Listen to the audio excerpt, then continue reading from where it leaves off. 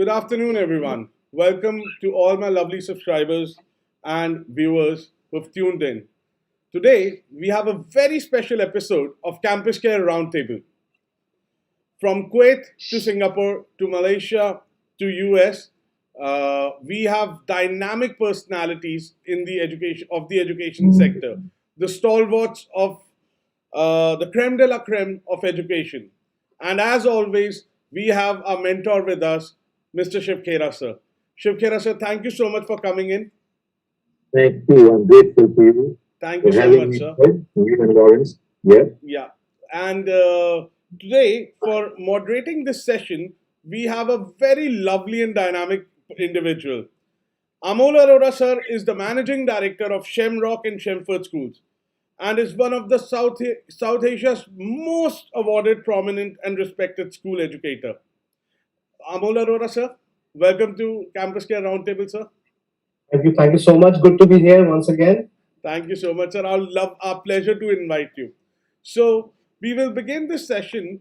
I'm pretty sure all of us are already aware what this session will be about. So I would request Amol Arora, sir, to please take it away. Right. So thank you so much, Manju. I think a very good topic. We're talking about public-private partnership in education, and we've all. I will not go into the details of how and what the government school sectors are going and what private sectors are doing. It sounds on principle like great idea, right? The execution capabilities of the private sector combined with the resources that the government have, and why cannot we make this work? But somehow there's been something missing in the PPP framework till now, where it's not spread the way it should have. The potential that PPP should have, it has not worked. So I want to have this discussion, not starting at a very basic level, because we're all aware of the problems of the government school sector. Let's not go there. We all know that. Let's talk going forward. Is there a model that can work? What are the lacunas in the current way we are taking on those public-private partnerships? Many states have tried. Punjab has tried, Rajasthan has tried. It's all the tried stage. So let's talk about what has worked. And we have a great panel today. We've got people who got work experience from across the world. So, and of course, Mr. Shiv Khera, who comes from the corporate sector and motivation sector. So let's talk. If we can put our brains behind this and hopefully come up with something which is workable. Because ultimately, why are we doing what we do? It's all for the sake of the children. It's all for the sake of the future of this country. So I believe this is a very, very important discussion, and of course we've got an amazing panel. So I'll straight away jump into this, and let me ask our panelists some questions about what they feel. First of all, if and when I ask you a question, can you also quickly give a small introduction about yourself as well? So first of all, the first question that comes to mind automatically is why has the government sector failed? Where is the need for private sector? Isn't it the responsibility of the government to provide equitable, good education to all its citizens? What's been the problem so far? Can we just have a quick, and anybody is free to answer this question, because that's something I think we all can talk about. So what's been missing so far? Anybody? Well, sir, good morning to all. I would like to answer this question. First of all, good morning and good afternoon, both from Kuwait, and good afternoon to all my viewers and panelists in India. I am Khandu Gangadhar Shrisath. I am working as principal for the Indian Community School Kuwait here since 2012. Prior to this, I was working in Mumbai for 7 years, in Pune for 3 years, and even my place Nashik for 3 years. There is a very good scope for development of education in Kuwait, and we have a school which is oldest school here in Kuwait with more than 60 years of history, and we have more than 9,000 students on roll at present. So with all this experience and legacy, since I come from India, and your question is very important for me to reflect back to my home country, what has been missing in government sector as far as education is concerned, which has given a lot of scope for the private entities to come in and develop the institutions. And at present, even we see that even the remotest village has private schools, and people go there in private schools. Government schools, hardly there is any population left. I don't want to name the population which is actually only dependent on government school now, but everybody is aware of the fact. In my opinion, the reasons for failure is, of course, prima facie. I would be very honest in saying that it is the shirking away responsibility from the government side for the responsibility that it ought to have taken. Because education is a huge cost, and although government has lately, I think they have put 2% census tax also on 2% education cess also among the taxes they are charging. And despite that, government probably was not able to shoulder the responsibility of education, and that is why government felt happy that okay, if the private schools are opening up, the responsibility of fund provision for the government would be reduced. That is what I can make out, because even the teachers appointed in most of the states are on contractual basis for initial 3 years, and that has deteriorated the quality of education or responsibility from the government sector. However, what are the plus points which have actually allowed private schools to come up or private education sector to come up? Of course, the infrastructure is a very important thing. The kind of infrastructure that the private schools are able to provide that lacked in government education system. Because of that, the private schools have come up, or we can say mushroomed. Secondly, I would like to say there is a complete lack of administration in government sector, because the education administrator in either state level or at national level are the people who come from public service commission, and they do not have good experience in education sector. And moreover, the chain of administration is there in state governments for education. There is district education officer, there is block education officer, right to the village level, tehsil level. There is a hierarchy of education or administrative level of education system. But that lacks in national level. And when the private schools have started coming up, most of the private schools have started coming with either foreign boards or national boards. And these boards don't have administrative system which is directly reaching out to the remotest area. And the state administration is not able to command or take control of the schools. Because of that, it has become very easy to anyone to open a school and run the school. Of course, quality has become only the survivor for private schools, so they have been doing well. But at the same time, as per new education policy, the government has laid emphasis on the local, because the local content should be there and all. But we find that that approach has been missing for all these days. And because of that, the national or international curriculum does not have any curricula or any content which is talking about the local history or local geography or local authors and so on. So this is one of the things people have thought of: globalization, nationalization, going to the national curriculum, global curriculum, and then that has given big way to this private sector to come up. And the government sector, which depended only on this, could not come up.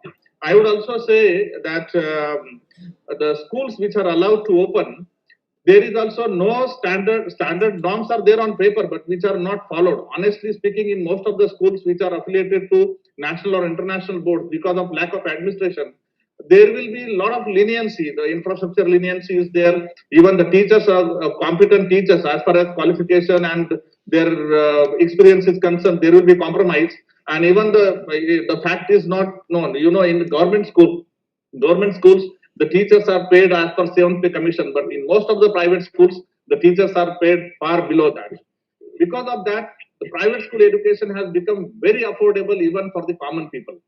And then when it has become like a mass affordable education for common people, which is better in infrastructure, and of course English language is given undue importance in education because of the job market, naturally the private sector has mushroomed in education sector and the government sector has failed.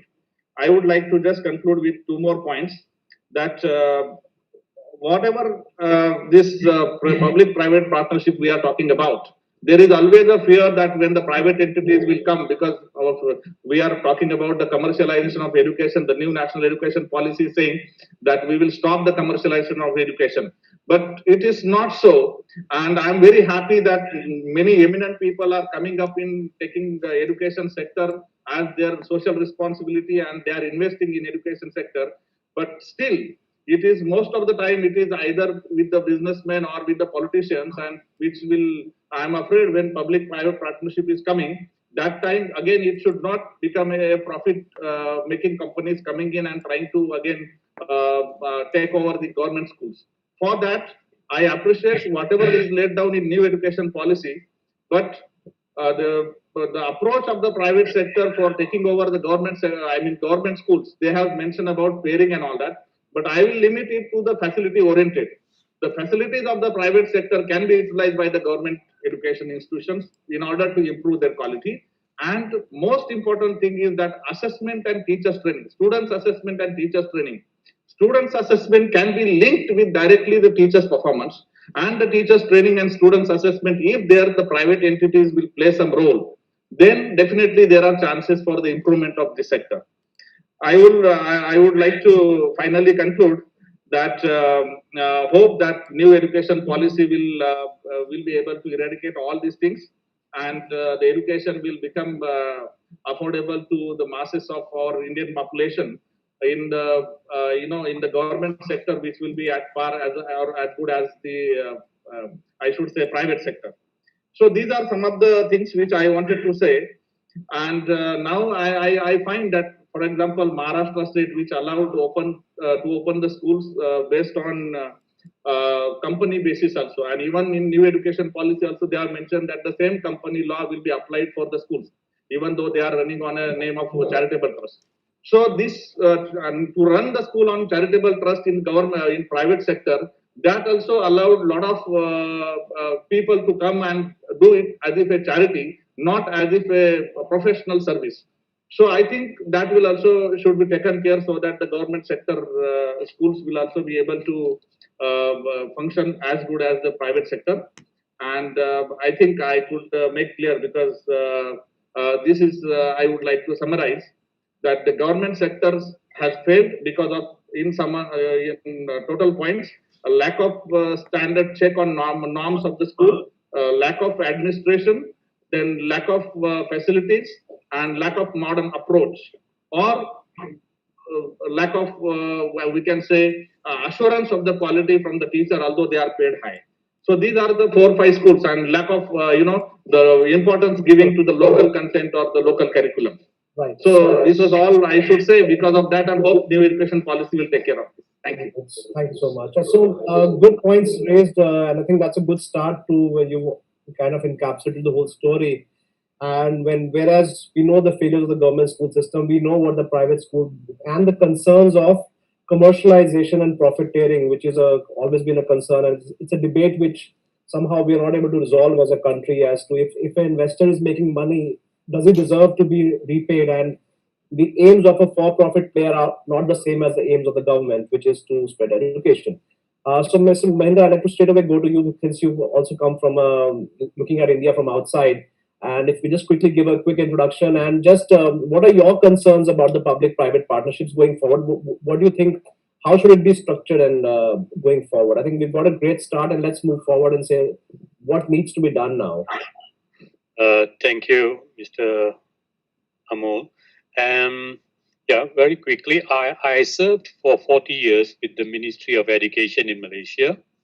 I retired last year, and my last position was as the director of the National Institute for Educational Management and Leadership. And after that, I worked for a year with the university, and then I got this sort of a calling that I thought I would go back to basic education. And so now I'm with City Harbour International and Private School, something of a different challenge altogether from my 40 years in public education. So that's good. You've seen things on both sides, right? Yeah, I've seen things on both sides. So whatever Mr. Gangadhar said, I think you rightfully mentioned that he has encapsulated the whole scenario. Of course, in Malaysia as well, when private schools first started, we were a little concerned. And I think it has been rightfully mentioned, it's always between internationalization and nationalization. How do we create that synergy between these two systems?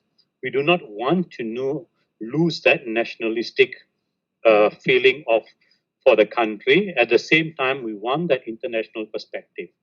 Well, we have got over that, and rules have been relaxed in the last 10 years for more private education, but I do not think that we have, it's like India where you say that it's in every small village, you already have a private school. But in Malaysia, we do have private schools, but we have also 10,000 public schools. And I think you mentioned, Mr. Amol, that most importantly, how is PPP viewed? For us educationists, we probably view it from the educational perspective. But how does a businessman view a public-private partnership? Of course, at the end of the day, it will be related to some level of profit making. And as you rightfully mentioned, Can I just interrupt you there? Is for-profit allowed in Malaysia? Schools for? Yes. Okay. Yes. Okay. We have private schools that run on profit because they have to pay the salaries and everything, you know, and they have invested millions in setting up the schools Right. and buildings. Right. So that's allowed also in India, but are they allowed to take out of the whatever they've invested? Do they get a return for that capital? Because in India, you're not supposed to take the money back. It's supposed to be a charitable venture, a non-profit, a trust or society. So they run like a professional company. Is that correct? No, it's a professional company, and then they actually from then they actually expand. They have expanded. Some schools have expanded their whole franchise. So from they started with 2, now there are 5, 6 schools. All right. Of course, so it is in a way, if you look at it, savings of public resources through private sector arrangements. It's savings in one sense, but that savings must then be computed again into public education. So, meaning to say, you should not reduce the budget. So, in Malaysia, public education budget is always the highest among all new budgets when they are just announced, which was announced last week. So, education commands the highest budget as compared to any other sector, agriculture or defense and so forth. So, we believe that it is a supplement. It is a complement to the mainstream education.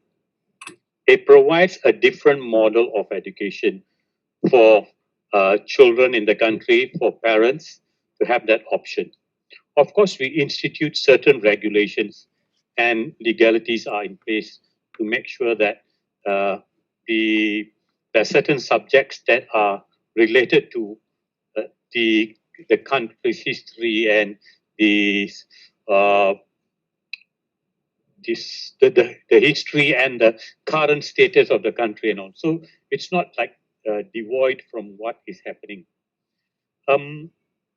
If from our educational blueprint from 2013, one of the initiatives is to create more public-private partnerships, especially in technical and vocational education.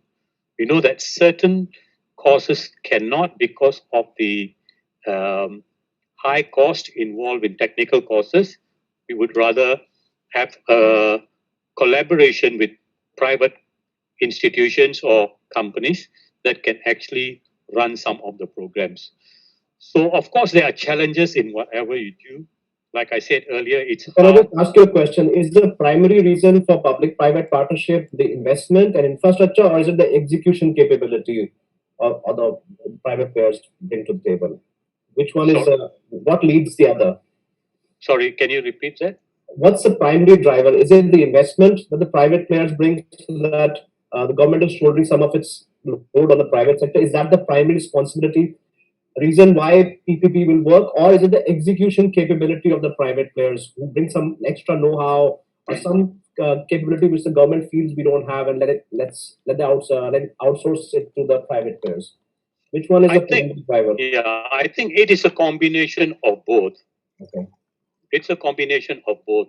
Government knows that some it provides another outlet, but it's still not as large as how you will feel. The larger population of children still go to public schools. So private schools, they you can say that it might be seen from an investment point of view, but it's also the implementation. They offer some alternatives of what, for example, the IGCSE programs and the International Baccalaureate which is also done partly by the government, but it is more widely done by the private.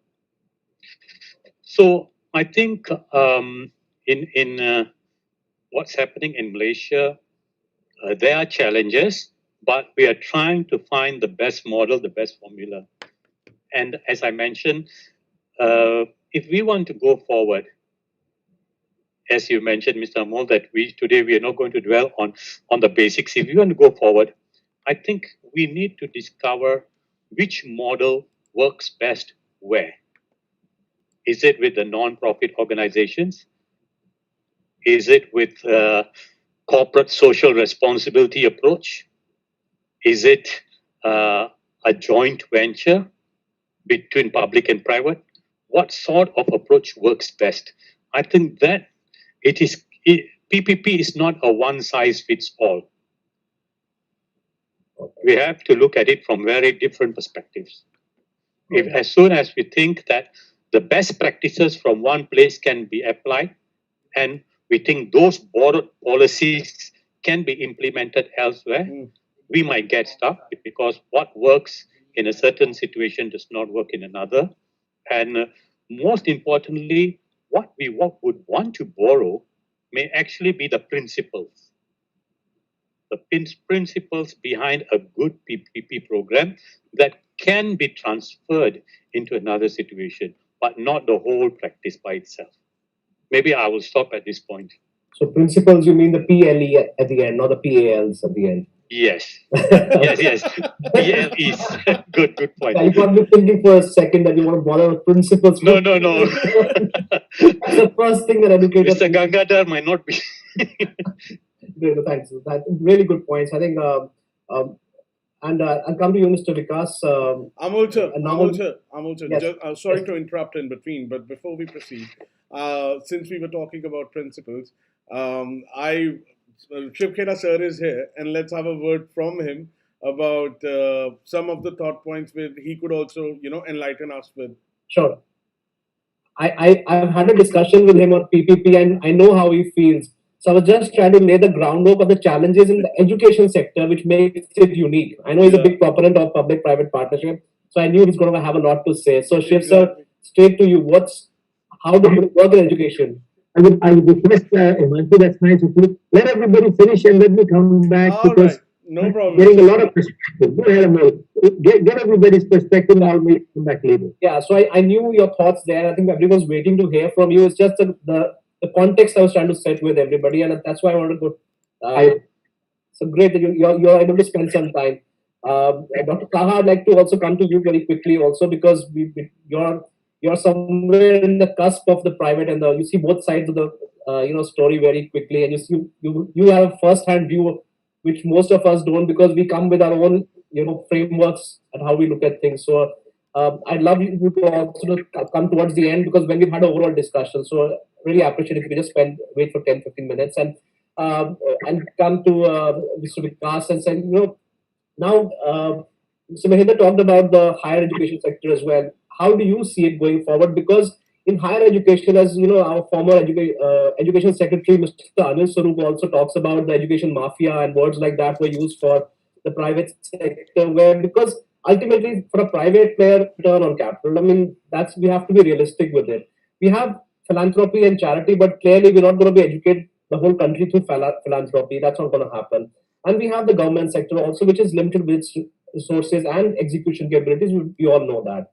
So where do you see the solution coming in? Because do you think this can be aligned where the private sector and the government sector, can they have the same aim, or is this never going to work? What's your take on this? Thank you, Amol. Profit taking is not, I would say, kind of banned in higher education. What is not expected is profiteering. So, even if I would say a very noble cause like, running a langar, Mahendra Singh ji is there, like even if, we run a langar, it needs to be a viable thing, So viability means higher education viability is very much acceptable. Profiteering is something which is not, I would say, encouraged. And like right now, when you say viable, do you mean self-sustainable or Viable, yes, something which can expand, like as Mehanderji, mentioned, something which can expand, which can increase the corpus, and from one institution, from one program, we can move to multiple programs. From one campus, a group can move to multiple campuses, because the purpose is spreading the education, especially in higher education. I would say, like the challenge is little different from what India is facing in basic and secondary education. And why I'm saying this is, like as we discuss in new education policy, whole semester education policy, that gross enrollment ratio is only 26%. So the age group of people, those who should be there in higher education, only 26% of them are actually have joined higher education. But on the same, on the same wavelength, I would say that if we look at the eligible enrollment ratio, which is in India is more than 90%. And when we say eligible enrollment ratio, it means those who have completed their secondary education and are eligible to join, higher education. If we look at that, student group, then more than 90% are already enrolled, and that is why in higher education we have so many, I would say, vacant seats and various programs. The enrollments are going down, though seats are available. So these two, are contradictory facts. On one side, they are saying that GER is 26%, take it to 50%. On the other hand, seats are available, but they are going vacant. So which shows that and private colleges are closing all the time. We are reading about this. Right? the consolidation is also taking place. Lots of engineering institutions, especially, they are closing down. Even government higher education, those old degree colleges, they are not getting enough number of applications, especially in programs like history, program like political science, program like geography. Those programs, are facing, even in government institutions, they are facing difficulty in old institutions. My point is, in school education, I think a lot of students, they drop out after 10th, after 12th, after 8th. That enrollment in primary is almost 100% now. Everybody in India is enrolling in higher education. So saksharta, that part is taken care. But as we graduate from primary education to secondary education, the number drops. As we graduate from 10th to 12th, the number drops. So by the time it reaches the stage of higher education, the eligible students, that shrinks to a large extent. Now, as more than 80% students or more than 80% institutions in India are private today, so PPP or private, government partnership, it cannot be, you cannot, I would say, diminish it, or you cannot reduce it. But the very important fact is that more than 70% of higher education students are believed to be not employable. Like Gangadhar was saying regarding the English language, I think one of the, because I'm representing higher education here, I'm executive director of ITS Education Group. We have 4 campuses. We are primarily into technical education. We have dental colleges, we have engineering college, management education, MCA. Lots of programs we are offering, pharmacy. The employability, if I talk about, the employability challenge in higher education is because of the skill sets. The students who are coming from schools, and especially from non-metro areas, or kind of urban background, non-urban background, English language, their attitude, ability to learn fast, these kind of issues are big there. And in higher education, in 3 years or 4 years time, it becomes difficult for higher education institutions to transform those students. So what I personally believe is that something is amiss when they come from school to higher education. Maybe working on their attitude, working on their skill sets, working on their employability and English skills. There should be more focus in the school education itself. Though good schools, good institutions, and especially in metro cities and urban cities, in state capitals, students which are coming from such background, they have these basic, I would say, ingredients in them. But those coming from other parts of the country, especially some of the Bimadu states or some of the other states, students coming from rural background, semi-urban background, they are, yes, in higher education, we get limited time to transform their personality to make them employable to that extent. But yes, private participation is very, very crucial. and with time it is going to further grow. And schools are doing their bit, because in India we are right now more into spreading and making education reach every nook and corner, every student. So we have to jointly take this responsibility, and I'm very glad that this new education policy is paving way in that direction.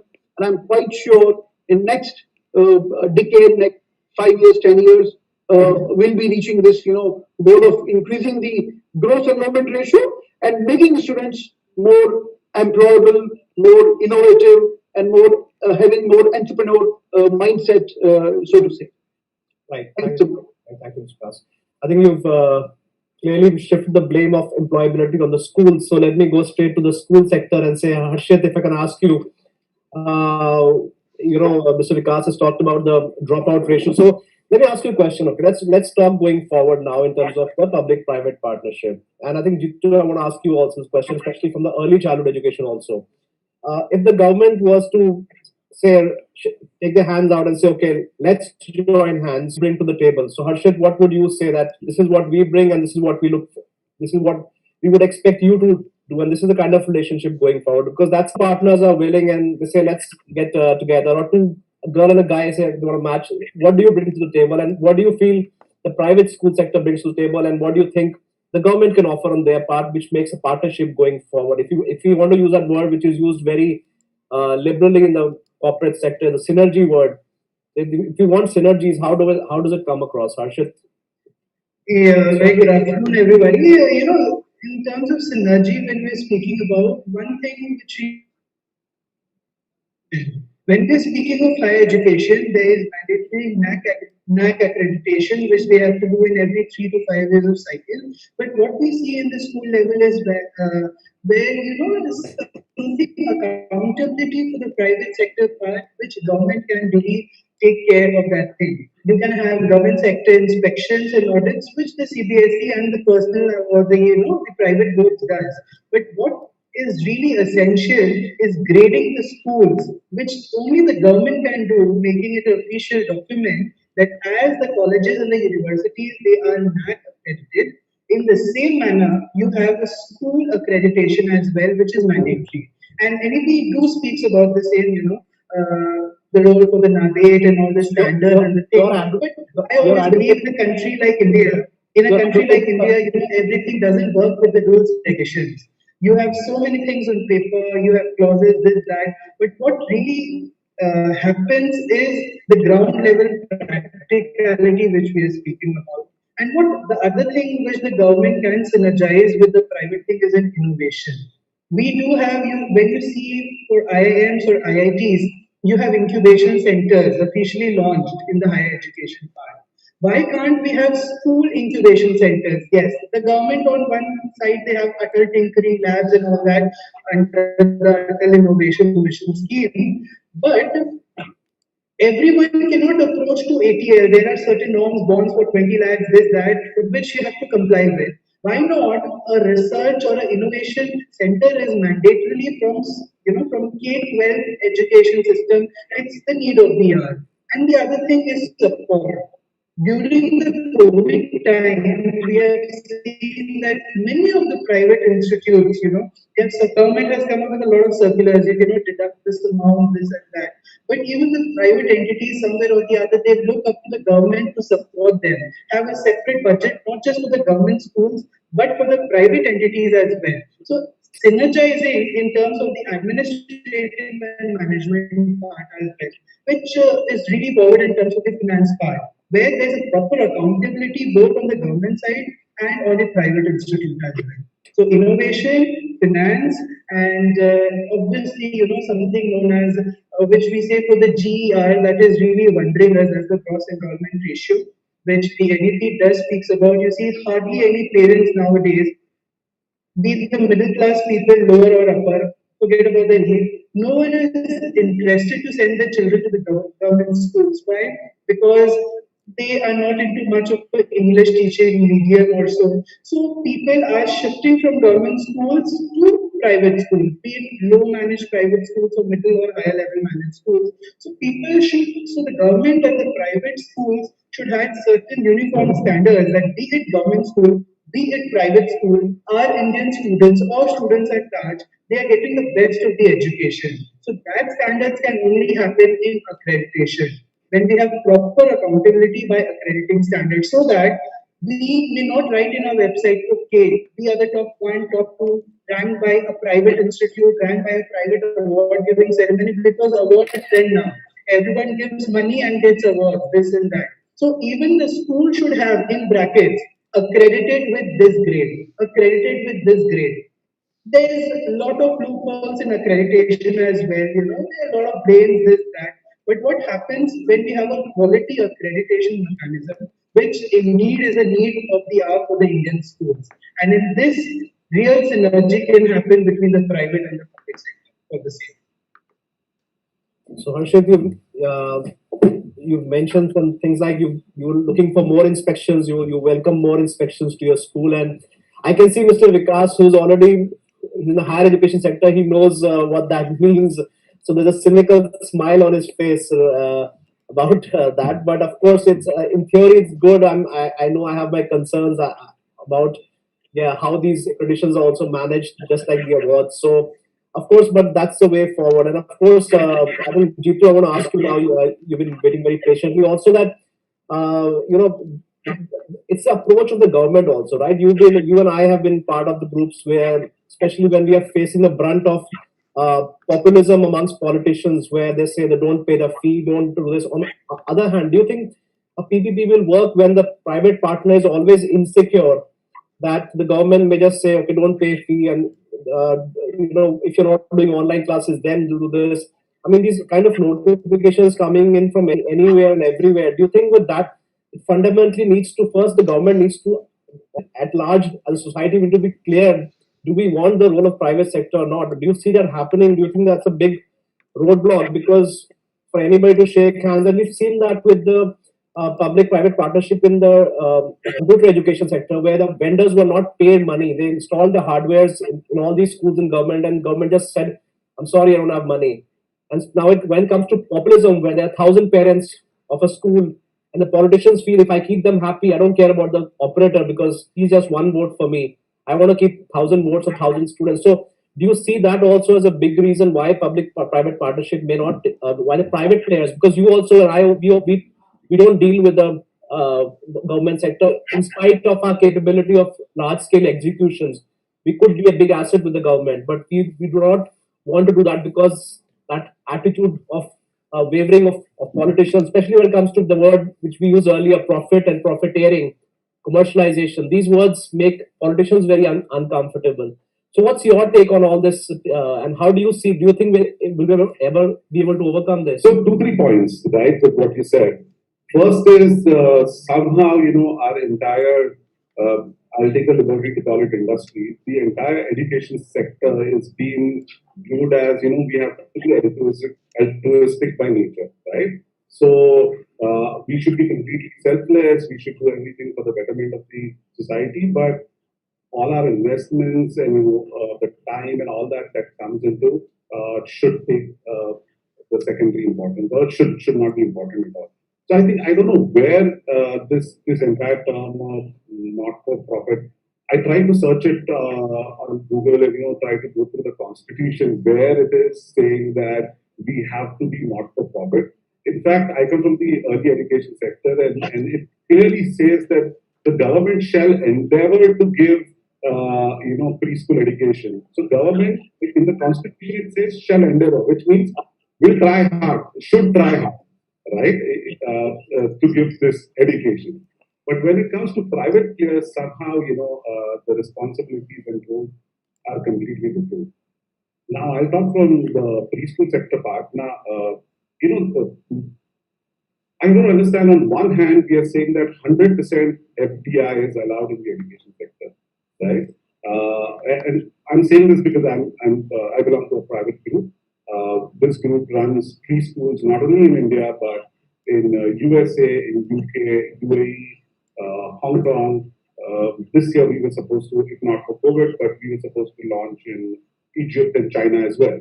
Now, of course, when a group goes and starts something like this, there's some sort of an expectation, right? Back because you're investing so much. And when we talk about see, coming from an advertising and marketing background, I think we look at India as this, a homogeneous sort of a society, which is not true, right? There are many Indias.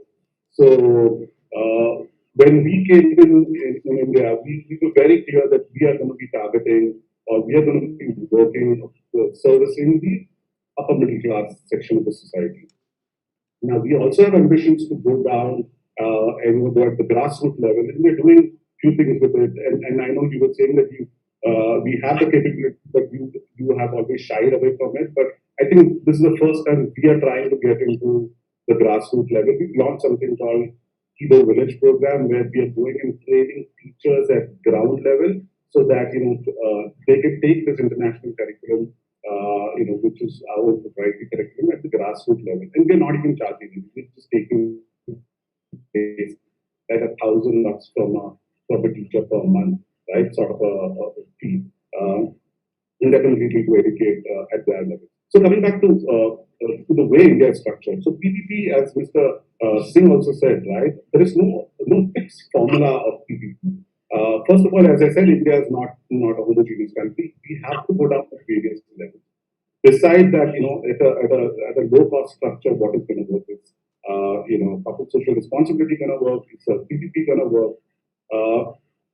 I think almost all private players are doing a great job, right? And government's businesses should not be to be in business, right? I mean, they should monitor business, they should monitor, and what are we talking about? This, in 2018, the budget allocated to education is only 3%, right? So in one hand, we are talking about, the new NEP, and we're going to bring about all these regulations, and, I think in the last webinar, we also spoke about, languages. Mother tongue is very important, and I think Mr. Singh was right now saying that language and attitude becomes highly detrimental when these kids go and join higher education. So at grassroots level, at preschool level, if you're not going to give a standardized, you're not going to put them on a level playing field. I think children coming from underprivileged background or disadvantaged background will always have this problem. And I think as government, I think they should be focusing on, and which is also enshrined in a constitution, that they should be working with the poorest and the most backward section of the society. The rest of the education, they should just leave it, because I think, to give you a simple example, right? I'm from Bombay, so we have metro train finally, and we've had local trains. Now, metro obviously is through PPP, and the local train is obviously government. And it's chalk and cheese; you can't even compare it, right? And there is a section of society which is using the metro train, and there's a section of society which is going to use it, use this train. And there's also many people who go by, their own cars. So there's Uber in between as well. Yeah, and so how do we decide that one particular formula is going to fit everybody, right? So I think, yes, the underprivileged people who are backward socially and economically, I think the government should help them out and figure out ways to reach out to them through PPP or through corporate social responsibilities. Like in Mumbai, right? I was just going through, because of thanks to you, I was going through some of the figures. We have officially about 900 Balwadis, and about almost 600 of them are being run through PPP. And they are claiming that in the last year itself, they've seen 80% higher enrollment and 23% higher enrollment in girls' schools. So, as I would like to conclude that, I'm from my head, I am a capitalist, but at heart, I'm a socialist, right? So I think educational institutes, if they use that formula, that we want to reach out to maximum, right? But at the same time, it should make economic sense to everyone. Otherwise, everybody's going to run out of funds sooner or later, including the government, right? So PPP will work. It will work if we sort of. I'm just trying to summarize the whole thing. If we divide the whole, states, or even within the states, right? That where PPP is going to work is, I think, underprivileged and socially backward. They will be that. Yeah. I think thanks. Good points, and I think you've agreed with what Mr. Mehander said when he talked from the government side that we don't see the role of private players as the sole providers of education for the country. It has to be the government. And the example of the trains and the Uber and the car is an example of where there'll always be space for private players who want to innovate, who want to create something different. And because you should not force everybody to take the local train when they have the means to maybe offer a better education for their child, the same corollary. So now, Shiv sir, now I think we've got everything clear with you. This is where I don't know if we made things easier or complicated, especially Mr. Mahinder, when he said there cannot be a one size fits all, and that just threw all the cats out of the bag because it suddenly became very complicated. There is no one formula going forward, especially in education. Different expectations of different parts, different states, and I think this complicates everything. So, how do you see what now? How where do we take this forward? What do we tell the government now? Has this panel just confused everybody, or are we emerging at some kind of solution that we can tell the private players who are watching this, their principals, their investors who are watching this show right now, and their members of the government also. Where do you see as a roadblock? Where do you see as the roadmap going forward for public-private partnership, based on what you've seen outside the education sector, and based on what you've heard now? I think we've got a real good sense of the challenges we face in education. So I'll leave it to you, Shrisath, sir. People have been waiting to hear from you now. Well, Amol, thanks a lot. In fact, I admire all the people on the window there, that you people are running institutions, and I have not institutionalized myself in education, but not as an institution as such, where I think I might have failed. And I think I admire you people who have succeeded. So I had talked to you people. In fact, I've been in US 45 years. In fact, I was looking to set up a premium business school in India. I have a very prime piece of property and acres of land right in Delhi, just touching Delhi and Gurgaon, which is very valuable. So at one time, I did my survey and I was looking to set up my school totally unaccredited. Now you people are all accredited. Now, the reason I was going unaccredited was I did a survey and wanted to figure out, if I go unaccredited, will I get students? And with God's grace, we carried enough goodwill, and people said, yeah, you would. We were to get 60 students only to kick off. But we got almost 5,000 applications with money coming in. And after putting in a few crores of my survey, eventually I decided I'll lose 3-4 crores and pack up, and I closed, and I decided not to proceed with that, because even though I was going unaccredited, the reason I was going unaccredited was, if you go accredited in a corrupt place, hear this, in a corrupt place, you have to get your renewal accreditation renewed every year, every 5 years, 3 years. And now, since there's totally corruption, if they don't like your face, they won't renew it. If you don't pay money, they won't renew it. So there are major issues that are right there. Therefore, I said, let me pull back from there. So I decided I'm not going to be able to handle this. So I came out of it. I said, I have enough commitment all over the world, so I can't do that. So hence, that is one part.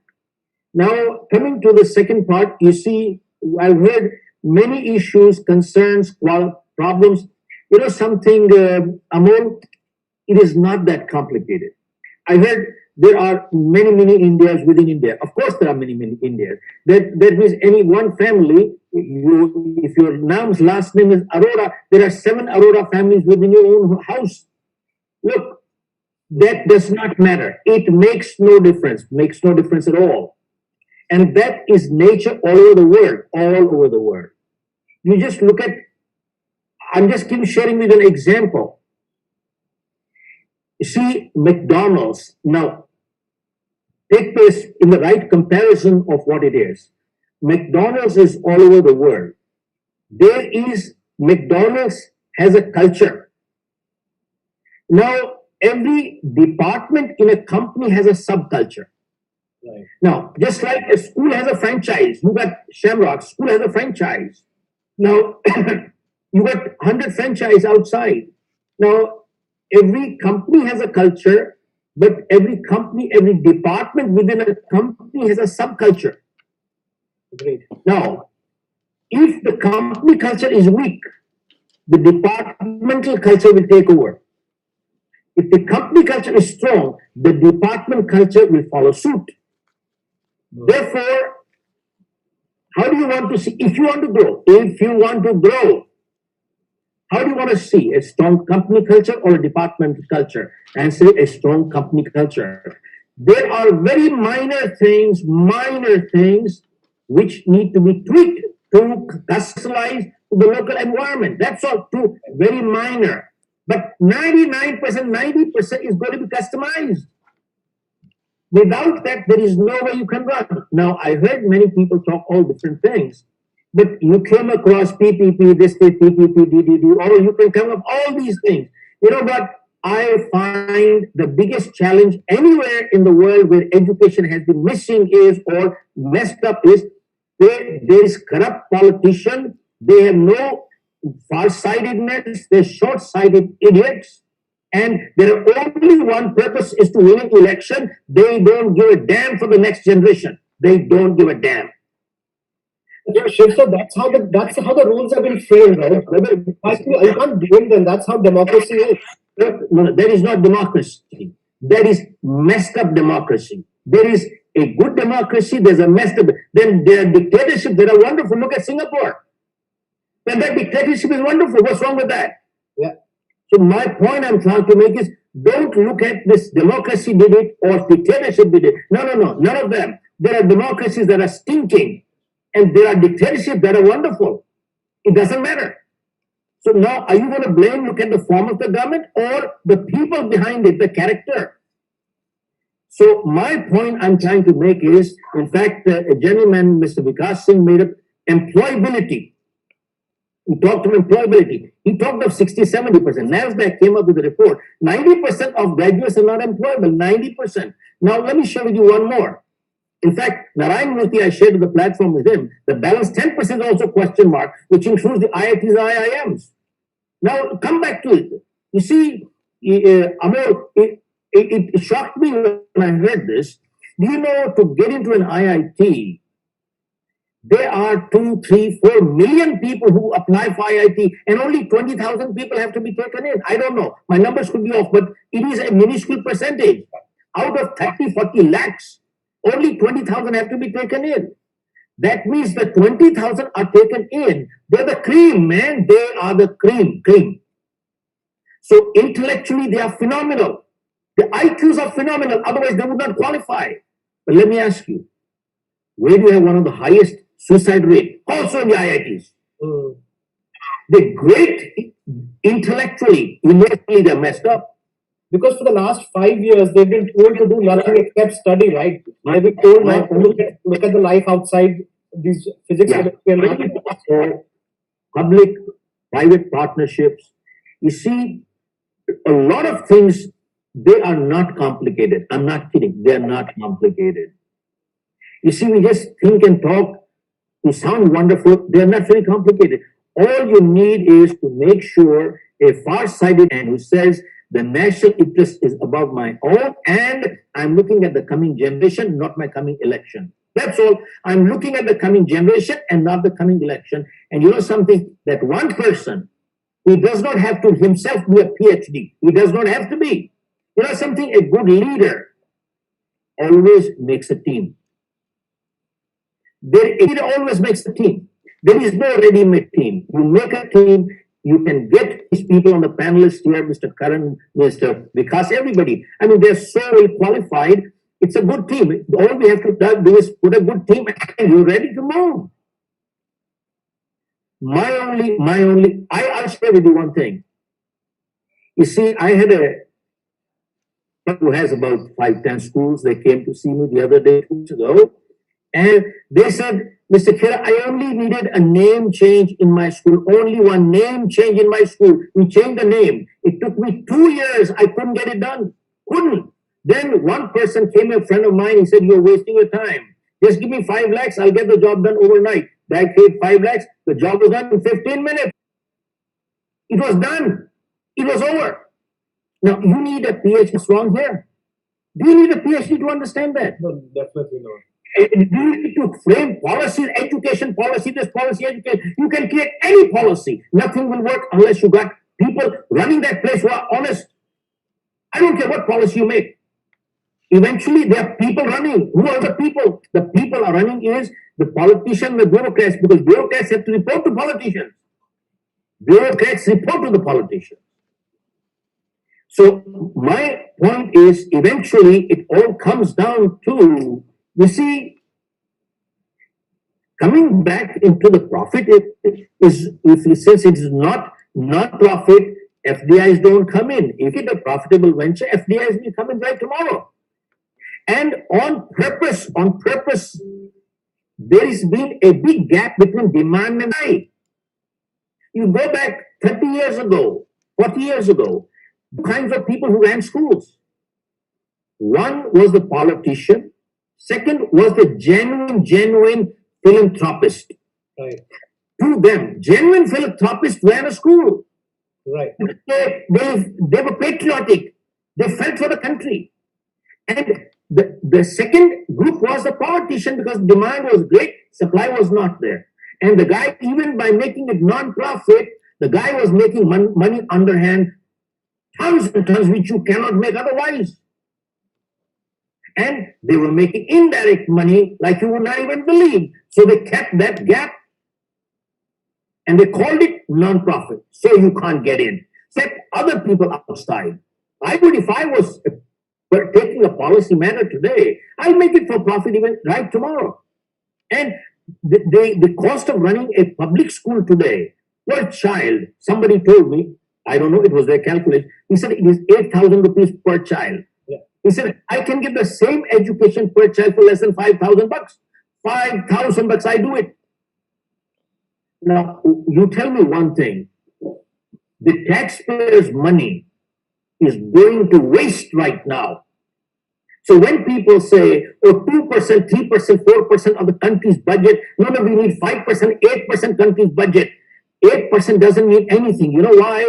Because to me, I have learned one thing. Bottom line is more important than top line. I don't give a damn. You got 8%. How much is getting there? That's the big question.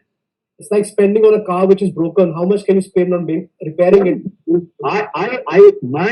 My conclusion would be that guys, people, all the panelists here from the window, guys like you are genuinely interested in the country. You are patriotic. You are serving the country. Make a lobby, man. Fight it. There is no other way. Otherwise, after a couple of months, you'll have another conference like this, and other people will come up and we'll keep talking. And 10 years down the line, it'll be the same story. Nothing will come out of it. You know something? Till we fight, you never get anything out of it. Make a lobby. Let's make a lobby. I'm willing to fight. We're all willing to get moving. Let's make a lobby and fight. Make life hell for these people. And the only language the politicians understand is the language of vote. Are you with me? Yeah. The only language they understand. Hit them where it hurts them. You have, till we hurt them, you will never be able to get the education the way you want it, because you all mean good. You are looking for the country. I mean, otherwise, why the hell are you wasting your time in this conference here? Because, you know something, everybody has put the paid time and come here for this conference, because this is not a gossip session here. You know, we are talking because it hurts us. It is bugging us, man. This is not a gossip session here.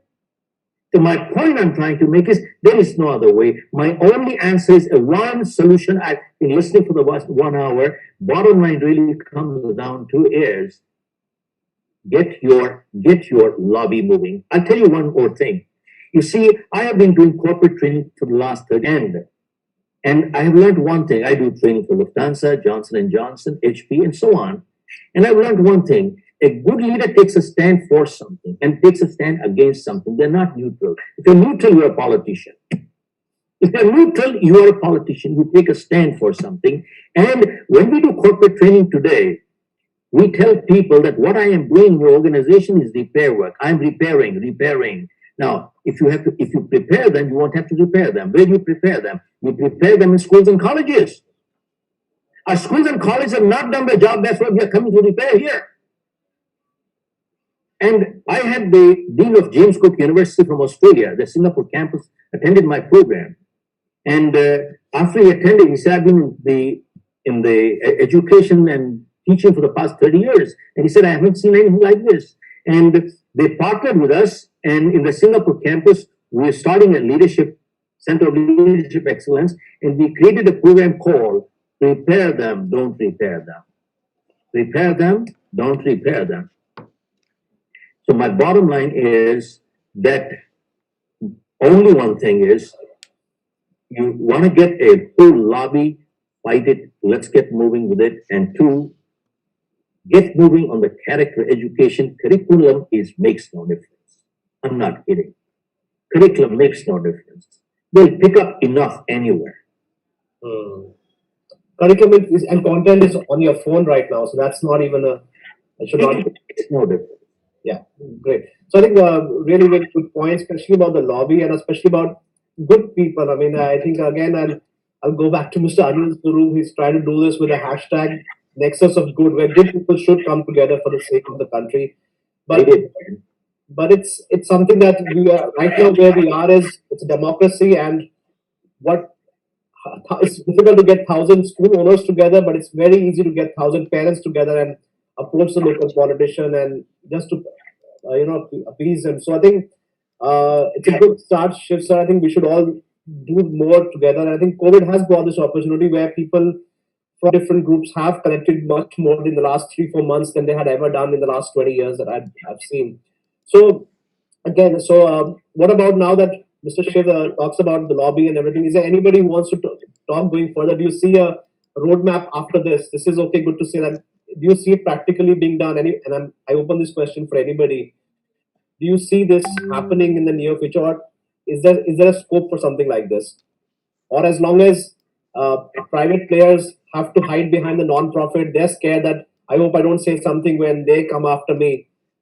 Is that always going to stop people from taking a leadership role in education? Anyone wants to take that? Many people are scared to be treated like Arnav Goswami there. That's another big question. Who wants to be the Kangana and out of the education sector, right? But I'll tell you one thing. All we need is 5 people with guts.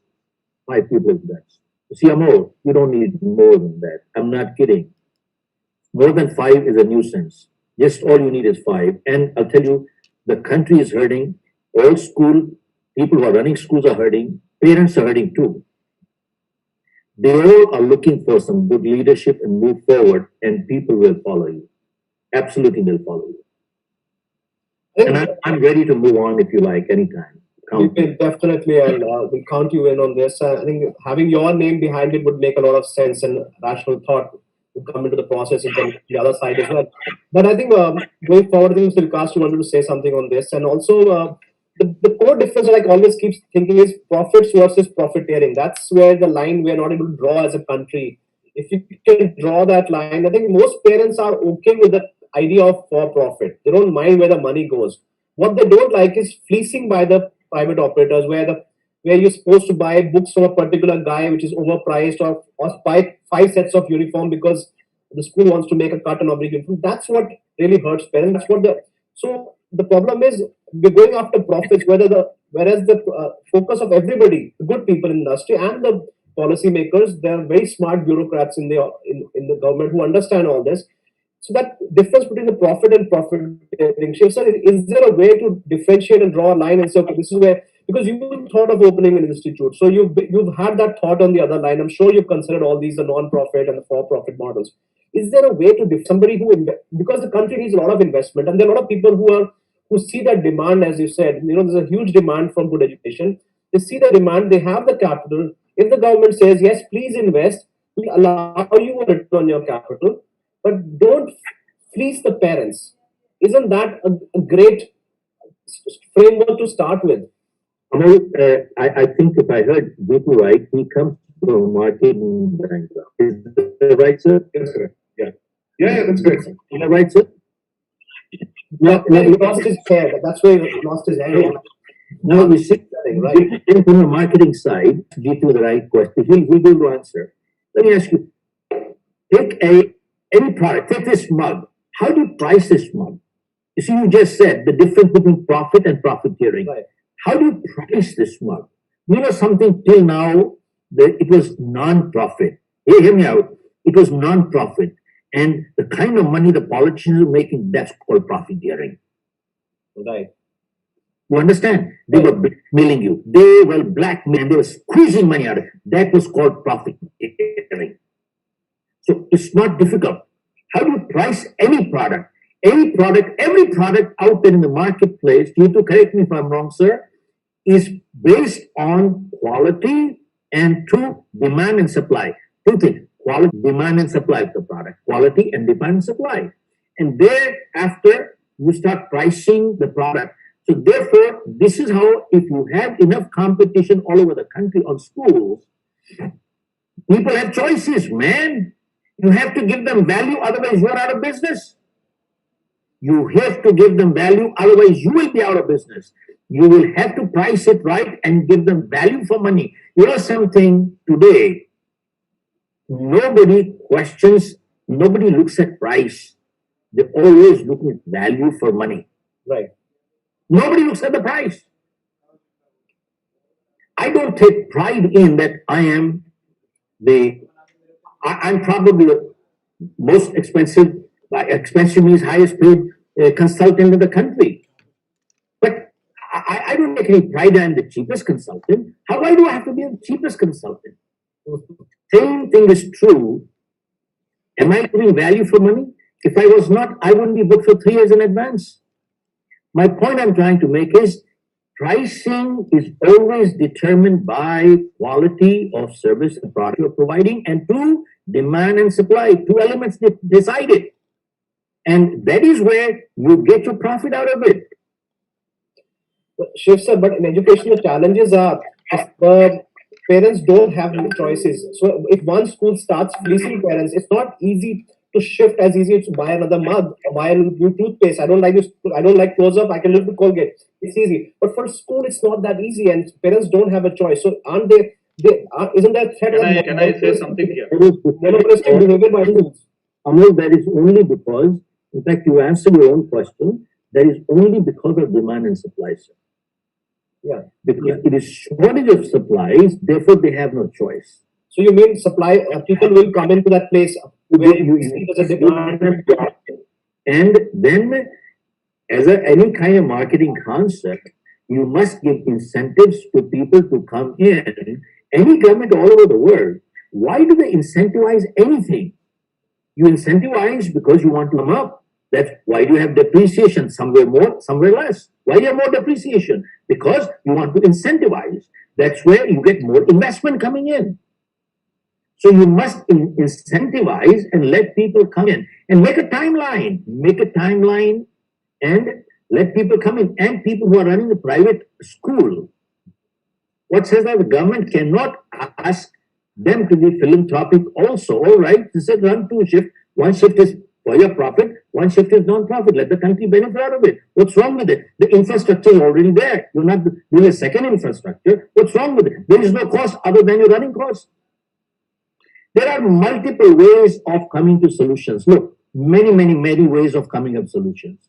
We're not the first country with problems, but we're the first country not coming up with solutions. That's all. You think these problems never came in England 100 years ago? Oh, come on, they did. Do you know how corrupt UK was at one time? How corrupt Hong Kong was at one time? You know something? They straightened themselves out. Do you know how corrupt Singapore was when they got independence? Nothing worked till you bribe people. But they straightened out. It's the second most honest country. There are solutions. There are answers. And make them do it. That's all. We can't wait for honesty to come to the country. That will be too late. Education can't wait. Each day we wait, we lose thousands of children. It has to come within us. You and I have to take a stand. Today, we're not waiting for another Bhagat Singh to come 30 years from now. We'll be dead by then. Right, so Dr. Biswadit, you're here. Yeah, that's what I also wanted to say. Let's just move on to the other side of the grass as well. And let's go on to Dr. Biswadit Saha also, because he's been waiting very patiently. Right, I think. Yeah. Right, and I think we've got it really well structured up, and with Mr. Shiv's comments also. Mr. Udit sir, why? What's is it a political issue now that Mr. Shiv talked about inviting, making an attractive environment for other players to come, let the market forces take over, let parents have a choice, and as I said, most parents don't care whether there's somebody's making profit or not, as long as they are not being fleeced. Right now, the problem that we see in the short term is that schools are fleecing parents. As as CBSE who sees both sides, where is the problem is, hey, why don't you come in, set up your school, we'll allow you a return on your investment, which is not there. And that isn't that a decision which could increase the supply many to education, what happened in telecom, which happened in airlines. Why are we as a country very immature about this approach? Why can't we think like that? I was patiently listening from all eminent panelists, and Shivji has given rather a spectrum of thought which we all must not only listen, rather how it can be internalized, and rather with that thought how we can propel the system so that really it becomes a solution-centric country. So the problem, if we start discussing, it would be again, we'll go towards problem only. So let us come back to solutions. You see country like India, where that multiple state level and education, first of all, it's a concurrent subject. So one way we are talking about that new national education policy, but at the same time, we know the structure itself is defined such a way that the state can take its own role. So whether it is, if the first point was towards that public-private partnership, so many states and as a whole, the Ministry of Education also quite in terms of this partnership, because the government, one way it is known fact that the demand supply issues was raised. So one way, the number of schools, whether it is government schools versus private schools, the ratio is that way, the number of private schools is getting enhanced day by day. So it is not that sharing the responsibility, but at the same time the demand. And here only one point I would like to make, that is that quality of services is actually the point of discussions.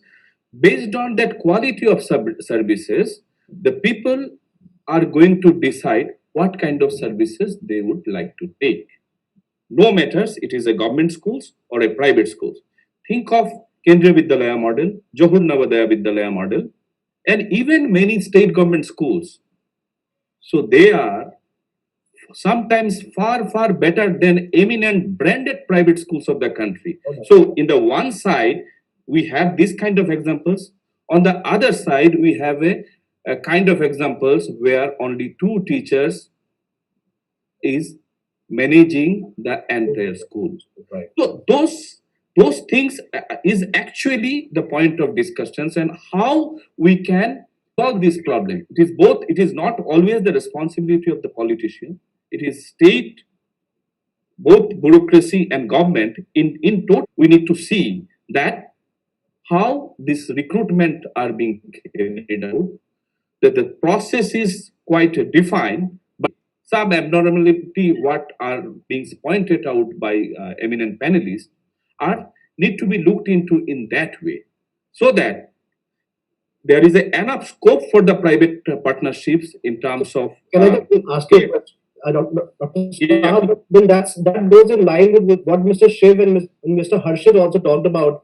Yeah. The role of the government should be to help parents make the right decisions when it comes to value for money of whether it's a fees or even investment of time that the child is investing, right? So can the government give some clarity so that the private players who are not, or who are over-committing, overcharging, over-promising are also exposed? At the same time, that the good things done by government schools are also told to parents, so that parents can make an informed decision, ideal situation, scenario. Yes, I completely agree. So I can comment upon on our part from the Central Board of Secondary Education's what we are aiming to do, that is school quality accreditations frameworks already we have developed. Now we are going to roll out for all our 2000 schools. So both government schools and private schools need to look into these frameworks and come up with different kinds of parameters and rubrics. And this analysis will be there in the public portal in a non-threatening way. We are not going to seize the affiliations, but the credential of each and every schools and in what way they are better or doing some sort of having some sort of lacuna in some part. So those things will be in the public domain. Now it is up to the parents. Now they need to decide on their investment pattern. If some schools is charging high fees and in turns giving the services and in the quality parameters and index are satisfying, so let them. Or if high, yeah. So parameters also, just to avoid a sense of corruption in the system, should be very objective. Just like I've always appreciated your affiliation process. But room size, is it there? Yes or no? There is nothing gray between. The person who comes for CBSE affiliation also should be very objective. Very objective, very. Yeah. And in fact, that's why the process, the time we are taking, we are consulting with the Eminent principal group. So we are taking constant feedback, and then piloting will be carried out. And thereafter, after the field trial only, parameters are acceptable, and our objective and the country's objective in terms of education delivery, if these things are met, this will be in the field. Otherwise, no. And as you have raised that point of affiliation, the process, complete online process, nobody. So the corruptions issues, whatever are being discussed in that way, no questions, and more simplified way we are trying to reach, so that school from the other side we will feel happy about the process. Not that a complicated process and one has to wait after investing in multiple crores. One has to wait on simply to get the affiliation. So the norms are defined, and in between, more service-centric initiatives are being taken by the board, so that it should be people-friendly.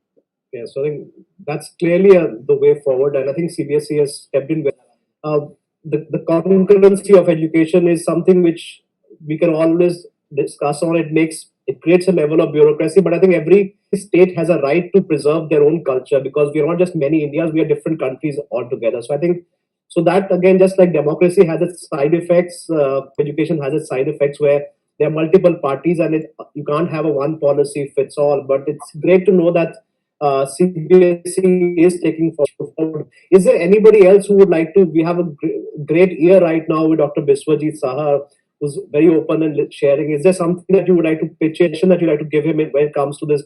Because this is going to be a real milestone thing, sir. I think this is going to be what is the need of the hour, to help people make informed judgments. That is very, very important, because I've always seen that with private players, and we've seen that with private schools who have promised the moon to parents, that your child 3 months mein English bolna shuru kar dega, and they charge some money, and then parents are taken for a ride. And so I think we've seen both the good and the bad in the private sector. There is no good and bad. Shiv sir, as a country, this is who we are. They are good and bad in the bureaucracy, in the politicians, in the school operators, amongst the school principals also. I think we need to get good people. I think that's the key over here, you rightly. So is there anybody who would like to add on to this? Just one point. There is no parameter to give a birth to a good people or bad people. So always, let us assume all are good people. That some way, the systemic development and growth and new chemistries, neurochemistries are that way evolved. Sometimes people faced problem, and from problem they are started commenting on certain things. Problem is there, but I completely agree with Shiv sir's valuable comment. We have to find the solution, and really, and we are open from as a board representative. I am completely open. If in our process, if there is anything you feel, yes, these are the room for improvement, you must invest in this area, we are open, because for public service, the public comment is very much important. We Could you, strongly you believe. share an email address that they could, because a lot of principals are watching this show right Yes, yes, yes, yes. How Very can simple. they send their feedback to you or any suggestions? Very simple. Vishwajit Shaha full @cbsc.gov.in. So Vishwajit BISWAJIT. The same spelling, which is no dot, no underscore, nothing. No, nothing. Vishwajit Shaha @cbsc.gov.in. Okay, thank you so much. And I that have will be one very- question, if time permits. Sure. Sure, sure. Good afternoon, sir.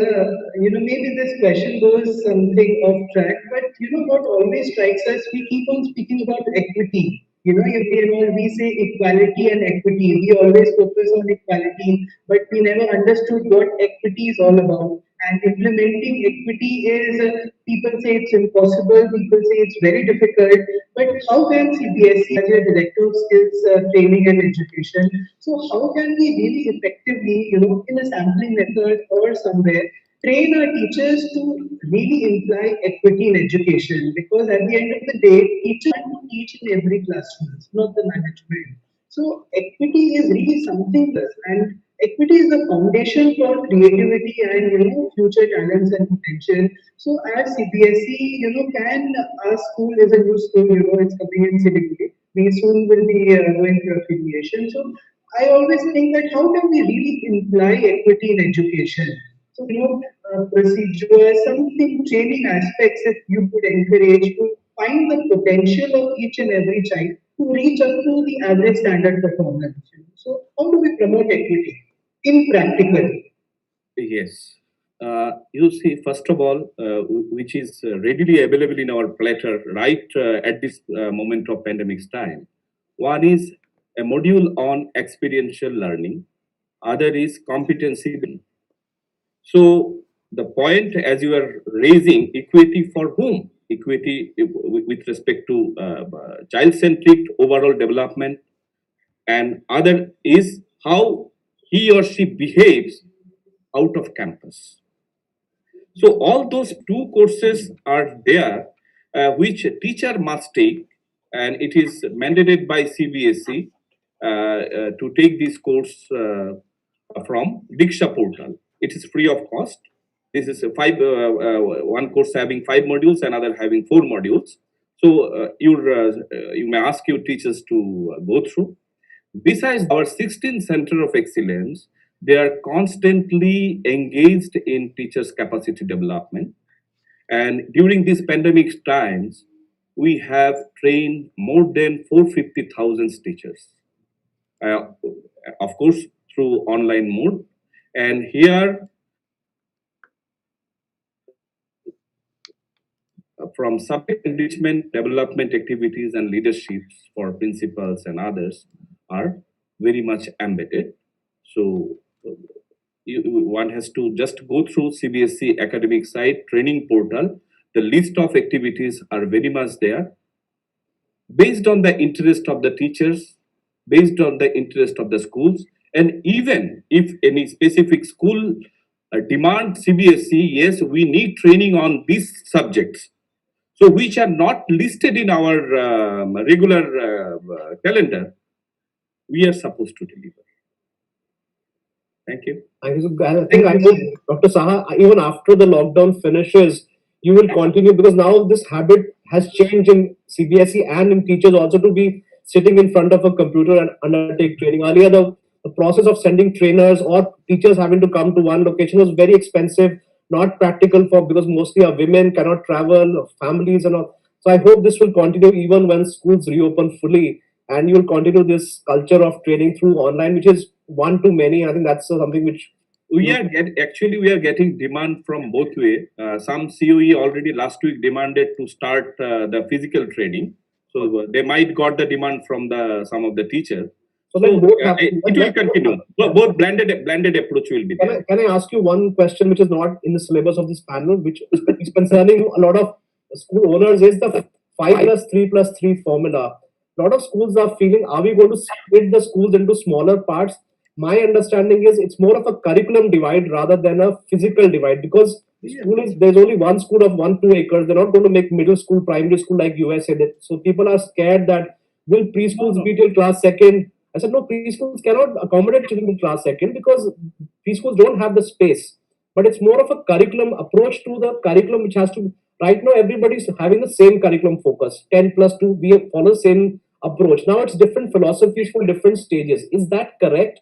Can you just clarify? A lot of let me clarify. So ECC has been embedded, Yeah. the additional component.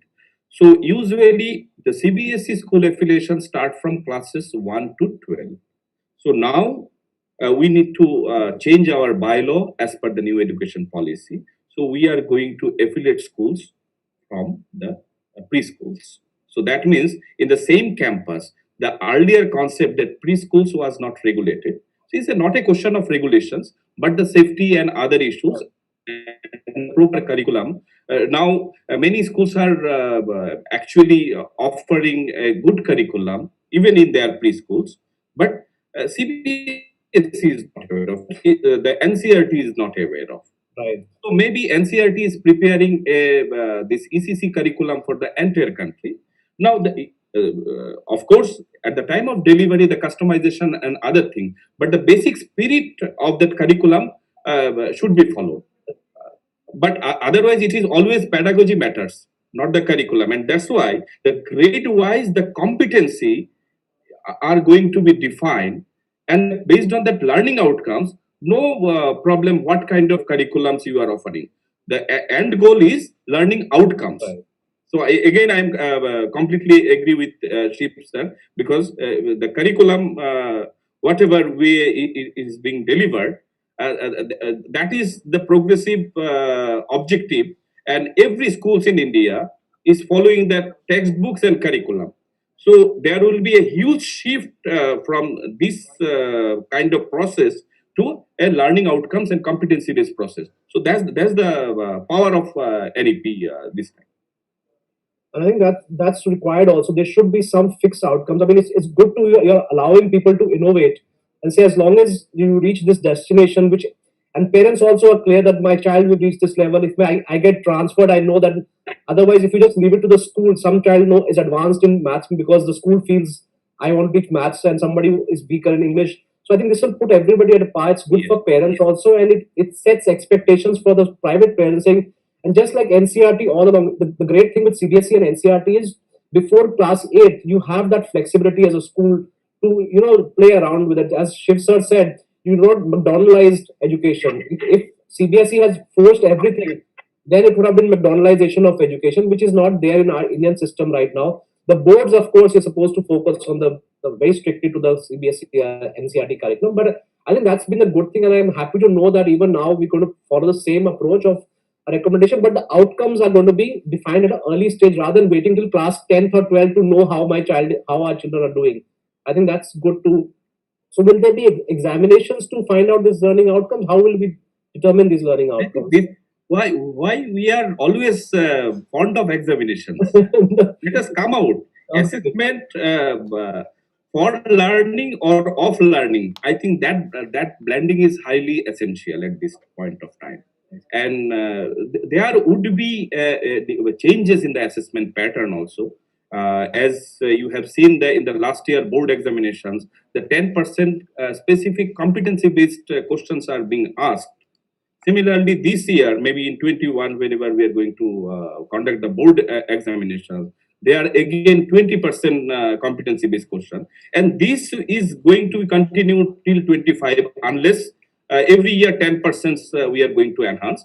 And ultimately, by the year 2025, at least 50% questions of board examinations will be competency-based. Just like I asked this because just like Mr. Shiv was talking, we were talking about how the rules of democracy force a politician to be short-sighted because that's how the system has incentivized them. You can't blame them entirely because otherwise they'll not survive. Similarly, the way you ask the questions will determine the behavior of teachers and students and parents in the school. Fine. So I think with respect to understand the learning outcomes, more focus if we give into the competency based, curricula and competency-based education and connecting with the real life, that would be phenomenal change. Then one has to, one will come up with his dream, not the way we are pushing them. Okay. So that innovation is very much required in the classroom, because now by name of examinations we are not giving a thinking time to the child. So every time, being a parent, you as a parent, I am as a parent, we are thinking how much marks in class 7 my son has secured. So that intention should be some way upgraded, so that ultimate aim of education should not be that 95% or 90% marks. Or test, as we said also, as Shiv sir again discussed, that should not be just memorization, which is a skill which is irrelevant in today's workplace. It's not something which even as an employer I'm looking for memorization or cursive handwriting. So we need to start shifting towards the skills that will the behaviors that will help them to know. That's why the last different survey reports is that 90-10 ratio is giving because of that. Yeah, good. I mean, we're on the right track. We need to change that. I think there's a question. I think Shiv sir. I think we. I just want to mention one thing, that why people in schools are looking for grades, marks, specifically for two reasons. One, if they're looking for higher education, look at the cutoff point. I mean, that's why they're striving. That's why, you see, even if people have hit 96%, the cutoff is 99%. They're committing suicide. I mean, that is sad. Why is that the same demand and supply challenge? Right? No. There is no supply of quality institutions. See, two reasons. One, demand and supply. Two, politicization of academics, of education. Reservation. There is 60% reservation, man. What do you do? A person with 33% gets it, and a person with 98, 99% doesn't get it. So we need to ultimately it comes back to the supply. If the 60% reservation open 3 times the number of quality colleges, and aren't we back? I am with you. We need to understand where there are issues where we need to address. Unless we address the foundational issues, look, if the problem is with the roots, you cannot get good fruits. Dr. Saha is talking of outcomes. You see, the fruit is always related. You cannot cut off the roots and the fruits together. There is a connection. If the problem is here, you'll always have a problem here. So I leave it. I mean, all I can say is that if it's all right with the panelists, I'll request Himanshu to share with me their contact details and my details if you want to share with anybody. Let us stay in touch with each other and see what we can do. Let's move on forward from here. Thank you. Yes, sir. Only just one quick comment. Shiv sir, I agree with all major points you have highlighted. But you know, sir, education, the major shift overnight cannot be done. So in educations, always we strongly believe that baby step, changes in a baby step will sustain. Otherwise, overnight, if everything's are dreamed of to change, even through the policy, I think that is not possible in country like India. Overall participations of the teacher, first of all, teacher and the school leader. All school leaders should attune themselves. Yes, these are the next 3 months we are going to change these things in my campus. So with this roadmap, if the teachers also take a yes, we are also with you to change this, then automatically, and after that 3 months, let us have a review meeting, internal review meeting, right, and see the target set by the school principal and what we have achieved in 3 months, and then again midterms review corrections, and then let us proceed. I think with the wholehearted participations of the teachers, principal, civil society, and all eminent panelists, I think we can grow and we can definitely change and dream for a new India. Thank you. Sahar, I appreciate that, and you're right, absolutely, that there is no overnight change, that is true. And I think all these people who are into education and the country, I don't think anybody is looking for a miracle. Nobody is looking for a miracle. And they all understand that. But they're all looking for direction. You see, if you have the right direction, people don't mind. That is one. And I bet the moment you give direction to everybody and everybody knows we are moving the right direction, they will all understand. That is one. And number two is that if we need Dr. Sahab, if we need to move at, let us say, 8% growth, and we are only growing at 1%, we are actually going 7% backwards. Are you with me? If the need is 8% growth and we are going at 1%, we're going 7% backwards. And by the way, nobody is looking for an overnight thing, but 70 years is a long time. 70 is a long, long, long time. And you and I are not here permanently here, sir. But anyway, I think I'll stop here. But we need to accelerate the process at the level that you cannot even imagine at which countries have moved, by the way. We're not the only country.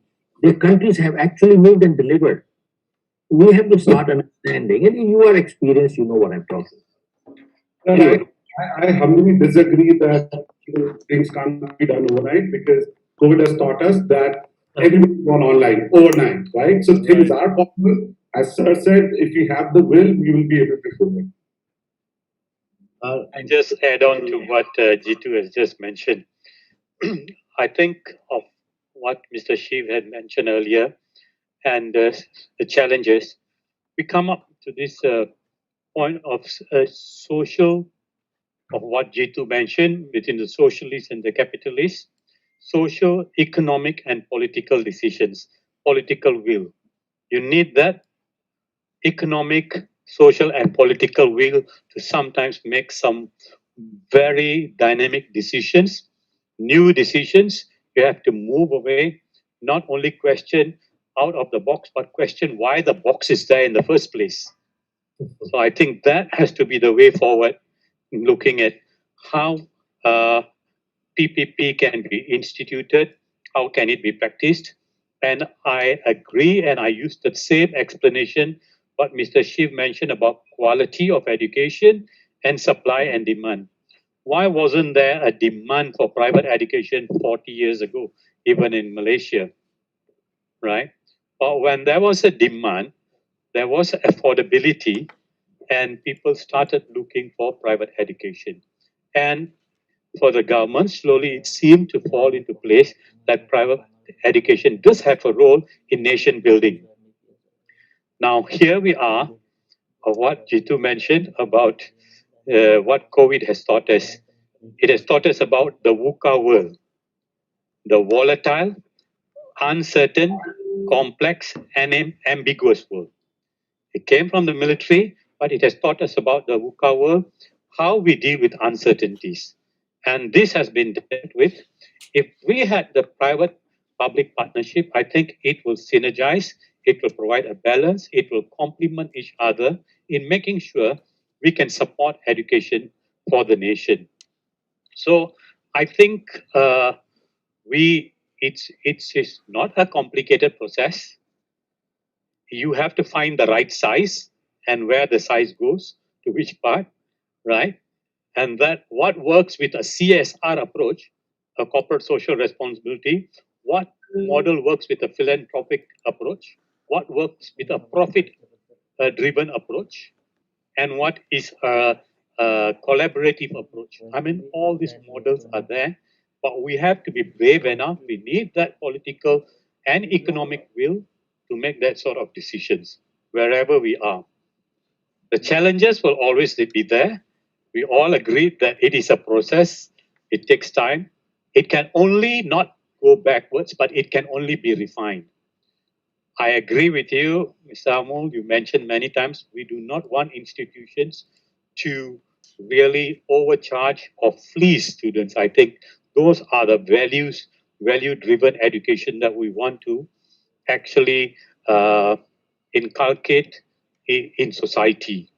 That we are not there for a heavily profit-driven venture, but it is more for nation building, and we all agree towards that.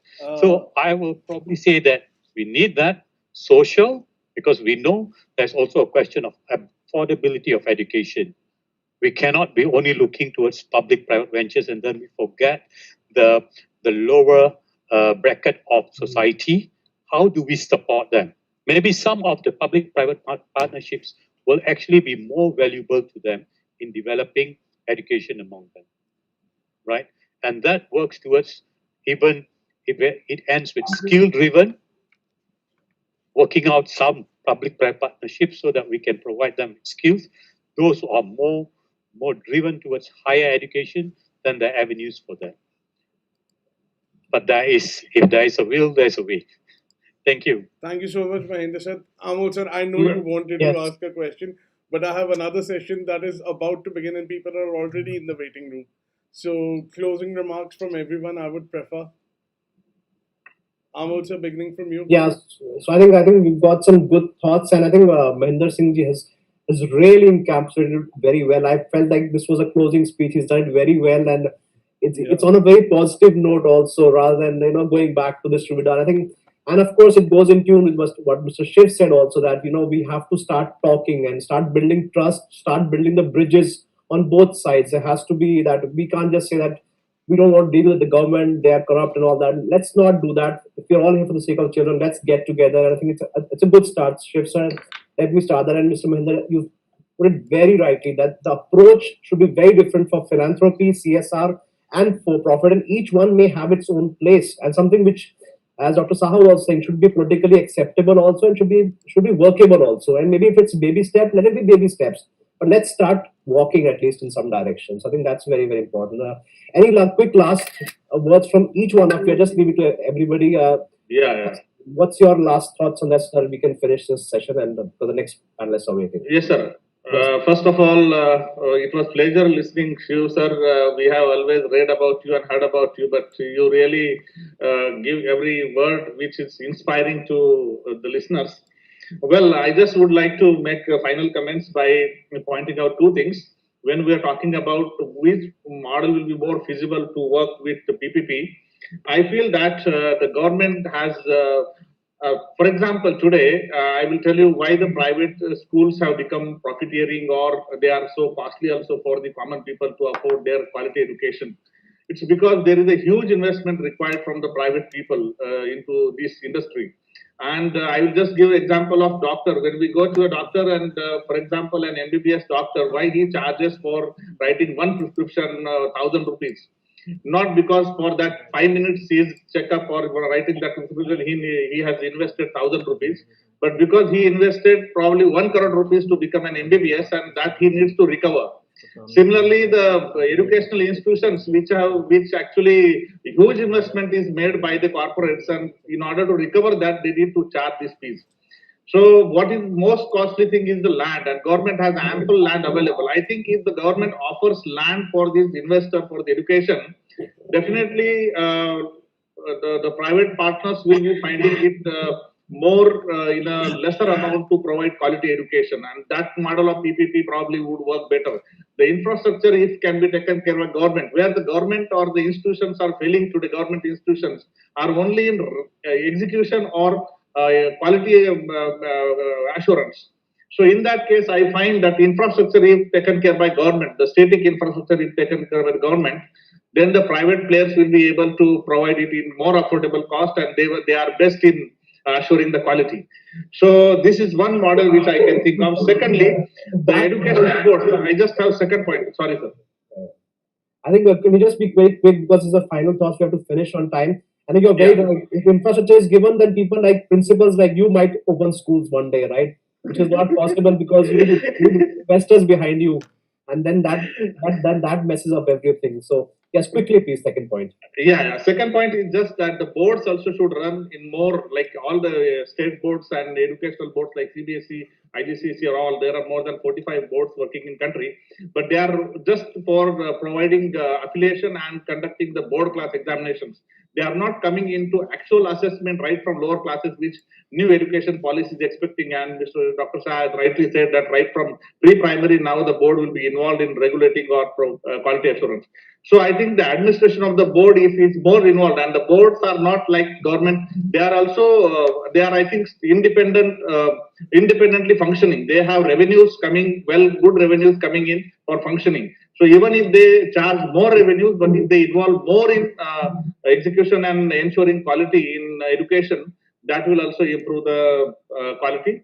That's all from my side. Thank you, everybody. And it was a pleasure. One new point has come. Maybe we should have more school boards, so they also compete, just like we're talking about school competition. So schools can say, "Okay, I don't like you. I'm going somewhere else," and parents can also. So we already have a limited competition between ICSE and CBSE in India, but maybe there's a scope for opening more boards, and if the government is okay with that. But maybe we can start talking that. So the market forces, demand and supply, those things can take care of quality rather than trying to survival of the fittest. Ultimately, only the fit will survive in this competition. Maybe.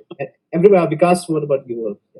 In fact, I believe that school education in India, the private partnership has proven a big point. Now today we have a lot of applications for private schools, and there is less number of applications for government schools. And as Shiv was saying, Shiv sir was saying that price is not that criteria. Parents are happy to get their student, get their kids enrolled in even premium schools.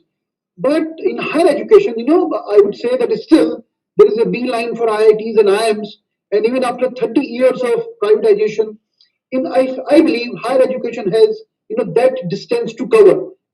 Even today, we have 100% cutoff in DU. Even today, we have top 20,000 going to IITs, and other are opting for other private industries. And one last point, Amol, I would like to mention is for higher education, I see a big challenge from tech companies also. Like homeschooling will never pick up in India, but upgrade and these kind of Coursera, they are now posing a different challenge to higher education institutions. Now students can actually choose to go for online degree programs, online international education, and rather than joining the large infrastructure campuses in higher education. So I believe the points made by Shiv sir, quality and supply and demand gap. The road ahead for higher education is going to be more difficult, and new education policy saying multiple entry and multiple exits. So quality is going to be the I would say the main criteria from in the future direction for education. Thank you, Amol, for this opportunity.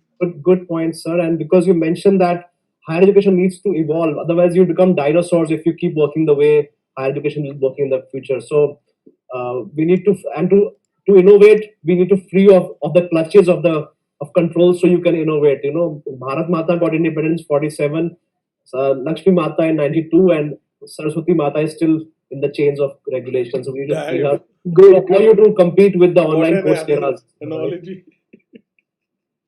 Very smart, Amol sir. Very smart analogy. So Harshit, Jitu, any last comments, and because then we'll wind up. I think with the new education policy, this 5+3+3+4, I think it's a great model. If it also allows smaller schools, and not going for this 2-acre, 3-acre campuses, I think most will come up. As Shiv sir was also saying, it will solve a lot of this demand supply issue, because smaller schools will be allowed to operate. They'll be customized as per the needs of that particular area and society. And I think then with this either CSR or PPP, a lot of different models can be worked out. If the school itself doesn't become like a huge structure, right? Even for parents, it becomes easy if they don't like it. Up to second grade, they can be in a different school. From third grade, they can go to a school, like probably high school, they can go to another one if they don't like the particular school. I think more options will come to the parents. And finally, I think everything depends upon the market, right? If you open up the market decides what works and what doesn't work, rather than somebody at a higher authority tying up everybody's hands and saying that you have to work at this particular point. A McDonald's wouldn't have been McDonald's if it was told that your bread has to be of a particular size and your patty has to be of a particular size. And when you go to X state, your price will become this much. And when you go to a Y state, your price will become that much. So I think the government should take a step back. I think the framework is good if they allow education, as you said, right, Amol? If they free up Saraswati Ma, you will see that there's enough entrepreneurial talent in the country. There are enough great pedagogists and teachers who will take this way forward. Yes, always seeing it in the online section. And if McDonald's was also told that you have to keep feeding people if they're hungry, even if they have money or not, they would have been bankrupt many years ago. Just like private schools are being asked to right now that you cannot charge fee if somebody doesn't pay, and you cannot stop education. And that's the, again, the side effect of democracy in this country. So Harshit, any last comments from you as well?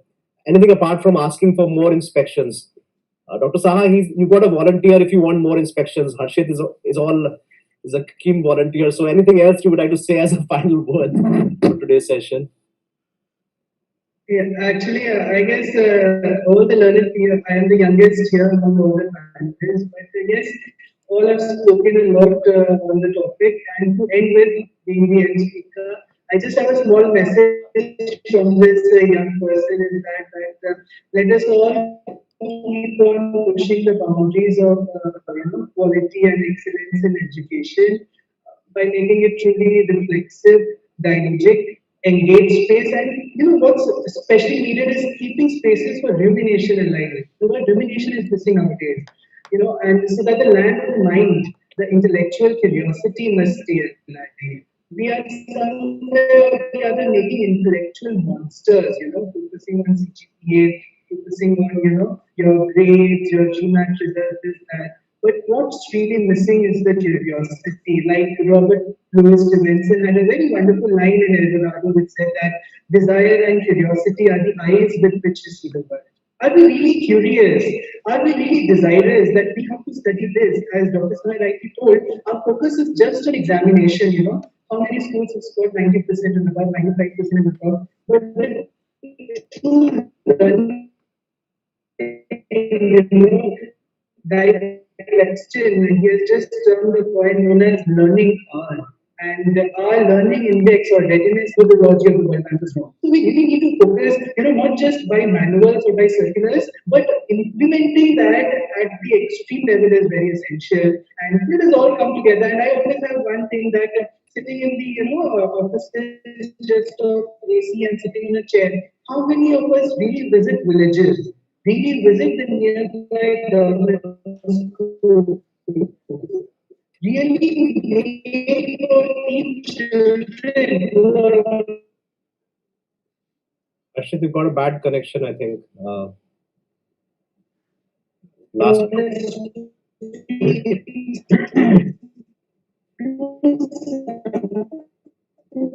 Yeah, I think Manshu, I think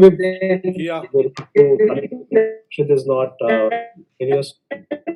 Sound is very strange. Yeah, he's sounding very strange. Yeah. Hello? Shiv, sir, yeah. Last night from you. Hear me all right? I'm trying to mute him, but I'm unable to. I'm trying to mute him, but I'm unable to. Nope. To no avail. Okay. Yeah, Shiv, sir, go ahead now. I just want to thank Himanshu and Lawrence for the kind of service that you're providing for the country. Himanshu, you are doing a great job. God bless you. And Lawrence, convey my regards. And all of you people here, there's a lot to learn from you people. All I can say is that we need to focus on one solution, and that solution is you have all the answers. I tell you one thing, you don't need to ask 50 people answers. Some answers are very clear. If you have a red car, you can go back and check 50 times, the answer is still going to be red. If somebody asks your date of birth, you can think 50 times, but the birth date of birth will not change. Answer will not change. Right. So my only one thing is, you have all the answers. You don't need all these conferences. Now, time is to get together, get 5 honest, good people who are willing to move and mobilize the country. I'm with you. We'll move on. That answer. Thank you. Manshu. Shiv sir, we have another session that is about to begin. I presume you were supposed to be in that session as well for 15 minutes only? I'll join you. Yeah. All I'll right. join you in 2 minutes. I'll join you, right? All right, no problem, sir. Thanks. Amol sir, Yeah. what about you? Last words from you? I'll be Ending back. remarks? From who? From Amol sir. Oh, yeah. Okay. He's the only one left. Well, I think it's been an absolutely fabulous discussion. And Himanshu, the good thing is that you had a long time where everybody got an episode. Sometimes we have these panel discussions we have to finish in 20 minutes. So I think we got a very good insight. And I think the audience also would have enjoyed this. And I'm watching in the YouTube comments also. So thank you so much for those lovely comments from everybody's side. And I think we got a great roadmap going ahead. I think we will take action based on today's session. And I think it's so nice to see somebody from the CBSE side, and CBSE of late has been very open and coming to these sessions, which is something which is a really, really good step ahead, because the private sector can keep talking amongst each other and nothing's going to happen. And now with people like Shiv sir also willing to back this movement of let's create these bridges and let's discuss and let's start the movement forward. So great. I think what you achieved today, I think is a really good session for the Indian education sector. Thank you everybody for being a part of the panel. I think it was absolutely amazing for me. And thank you, Himanshu, and thank you, Entab and Infotech once again for getting us all together. Thank you so much, sir. So thank you so much. It was pleasure and honor being here, and I appreciate your presence of mind and making the right comments at right time and keeping everybody on the subject. Yeah. Really, there was a lot to learn from you as well today. Great, and all the panelists. Thank you, everybody, and best wishes to you all. Thank you all for coming in. I will be ending this session, and you can leave the meeting if you want to right now, because I have another session. Sure. I'm taking leave. Thank you. All right. Thank you so much. Thank you. Yeah. Thank you so much, everyone. All right, so that's it, guys. What a lovely session by all the stalwarts, and of course, lovely performance. And Mehander sir gave us some very good points, and then Amol sir, of course, as usual, being very inquisitive and very charming with his personality. So, not a problem. Let's move on for our next session. The next session is with.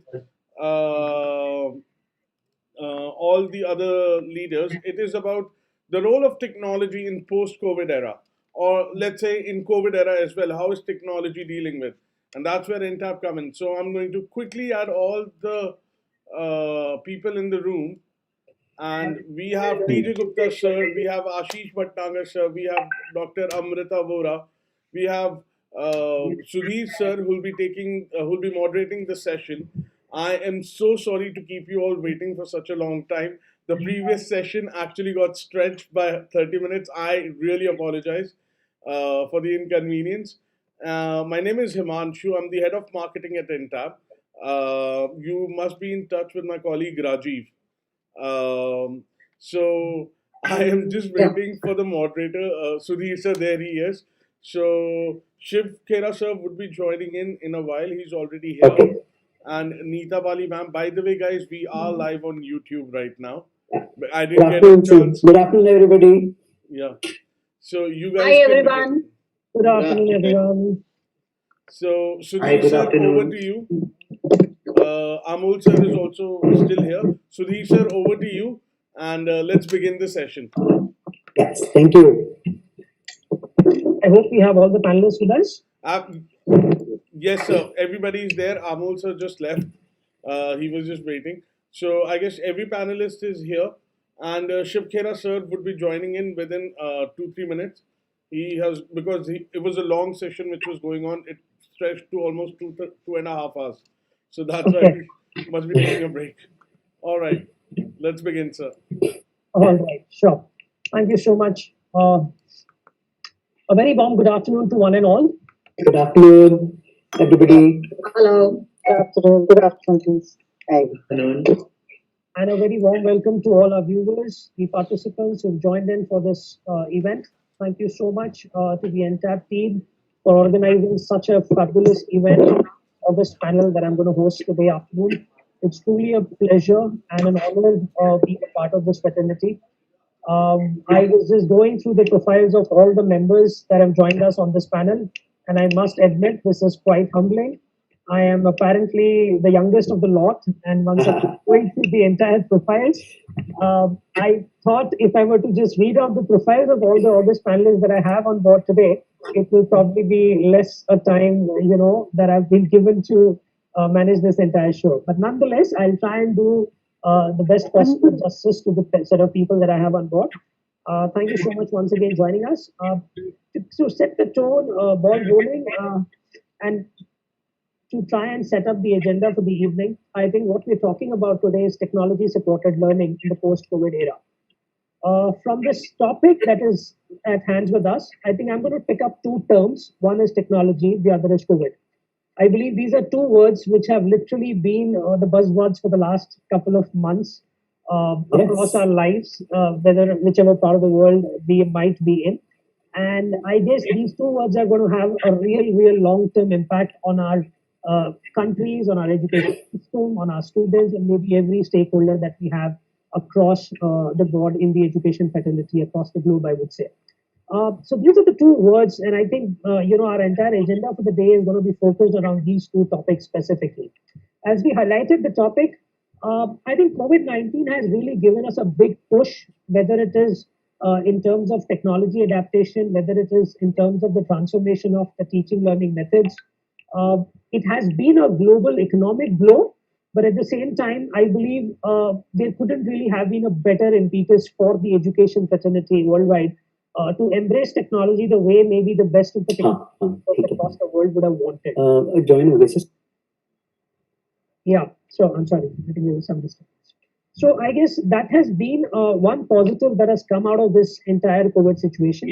And we as education leaders probably have the onus or the responsibility to take this impetus further, to build on this foundation that is laid, in these tough and challenging times. And I think with the help of this panel, what I'm going to do is explore certain aspects of this technology, how it has impacted all of us, how it is going to impact the entire set of stakeholders that we have across the fraternity, and various aspects of the entire impact which is going to be there post-COVID era. So our assumption in this entire discussion for next 1.5 hours would be that once we are out of this pandemic, once we are out of this challenging situation, how much of what we've embraced in this 1.5 or 8 months or so are we going to retain?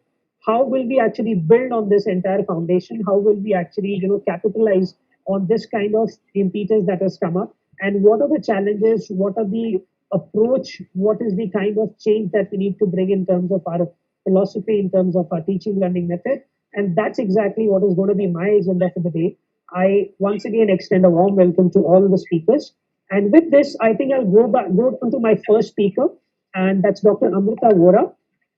It's an honor to be, hosting a platform with her, with someone who brings in an experience of about 25 years of transformational work in education space, a passionate leader, someone who's been a director of education for GEMS Education India, and as well as an executive principal for GEMS International School, Noida. A PhD in English literature. So I believe her accolades are big enough for me to cover the entire space, but I will rest it here and put a question straightforward to her. Thereby, I'd like to invite her opinion on what will be the impact of this digital transformation in our schools once we are back to the normal school days, maybe a few months or a couple of quarters from now. Will it be a business as usual, or is this going to be something different? Would it call for a different approach? How do you think we should be able to approach this entire thing? Dr. Amrita, for us. Thank you, and thank you for this opportunity for sharing my thoughts here. And I'm sure many of the ideas that I'm going to share will be replicated by my fellow panelists here, because all of us have seen that COVID has been a radical disruption, in a lot of ways a much needed disruption. It has had a lot of negative impact and a lot of misery and grief for everyone. And yes, we have come through it, and it's still ongoing, and let's hope it's behind us soon. But it is a much needed disruption. We have moved from the industrial revolution to the age of information to now an age of misinformation or disinformation all around us. We're all pitted into a sort of social isolation, COVID or no COVID. This pandemic meant social distancing and so on. But even without it, we are all living in a lot of social isolation in echo chambers with social media and these kind of new age relationships create around us. There is very little communication or empathy actually happening even within families, even other than families. I think that needs to go. Anything that can be converted into an algorithm will be a job for humans. The AI and machine learning are genuinely taking over, and we are already being tamed in multiple ways by it. Just think of when we wake up to the time we probably pack our bags and get ready and go off to school, how many times we already have seen the mobile phone or our reliance on technology at this point. So it is a demon. It is a demon. If we don't tame it, it is taming us. It's a necessary demon. It is an enabler at the same time. For the first time, education has transcended the idea of distance and time. And almost every day, I see my children interacting with children in some other school, in some other part, and student exchange and exploration of ideas. Collaboration is not just within a classroom or a breakout room anymore.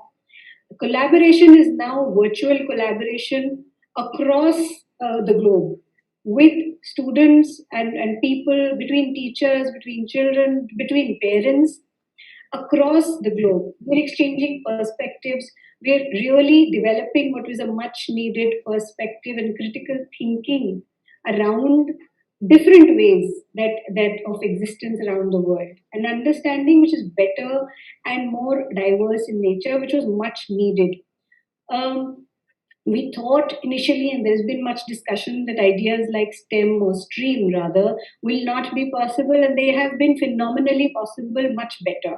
We were all thinking, what will this do for inclusive education and matters like that? But we've also seen if we go the right way, we use the right things, and our teachers are well versed with the right kind of concepts that they need to be, personalized learning becomes even better using technology. So what we are looking at post-COVID is a hybrid model. In some of our schools, we've already started that. It's all in action. Some children are at home while some are physically present in the school. At the same time, the teachers dealing with both sets of students in one lesson or in some amalgamation of synchronous, asynchronous lessons and so on.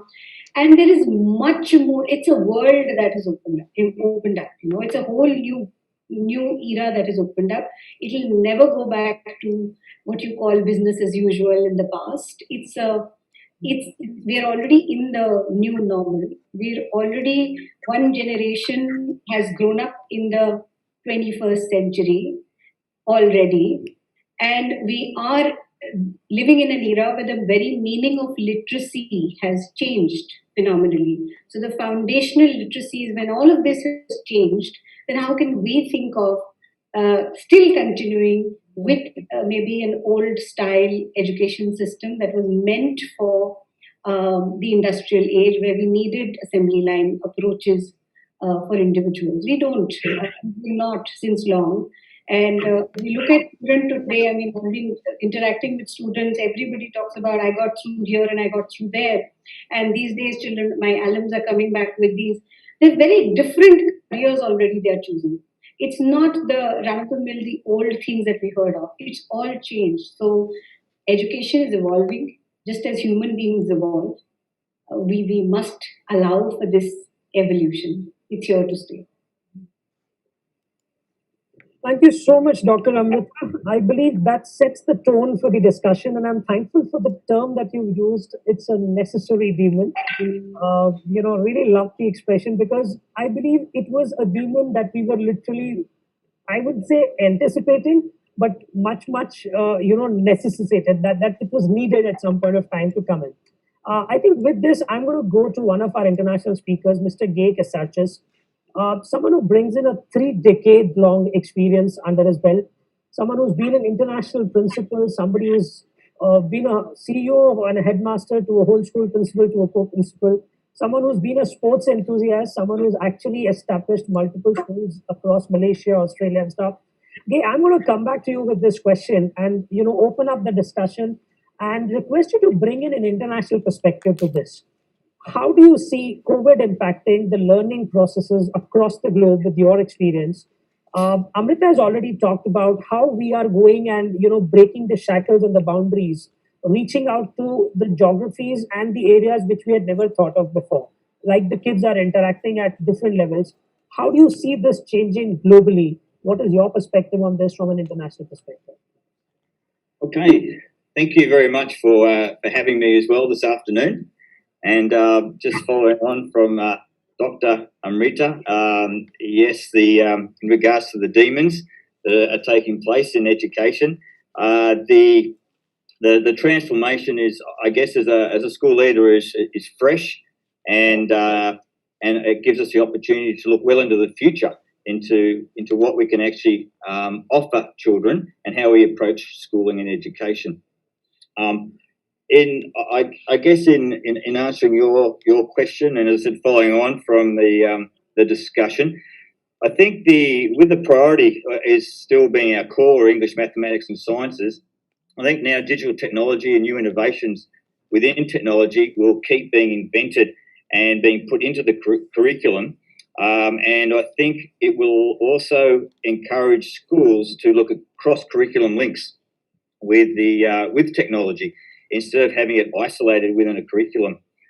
But also, currently being a headmaster in a school, we also need to, I guess, look at the perspective of how do you find that extra time within the school curriculum and within the wide breadth of subjects that are currently offered to children. How do we incorporate this additional new way of thinking in regards to the digital era? So STEM and STEAM, as was mentioned before, it'll continue to grow in popularity, and I believe that will continue because of the university courses that are on offer now for students in the areas of digital animation, coding, etc. Has provided new opportunities away from the standard occupations of law, accountancy, business, etc. So I believe that will continue to grow in schools.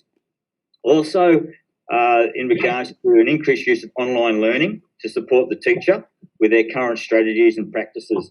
So, as was mentioned before, a blended format within the classroom with more online learning becoming involved and strengthening also the curriculum. It'll also provide schools the opportunity that if anything like this pandemic was to occur again, the change from the standard student in the school with the teacher teaching has prepared schools for any future pandemic or situation which moves us to online learning straight away.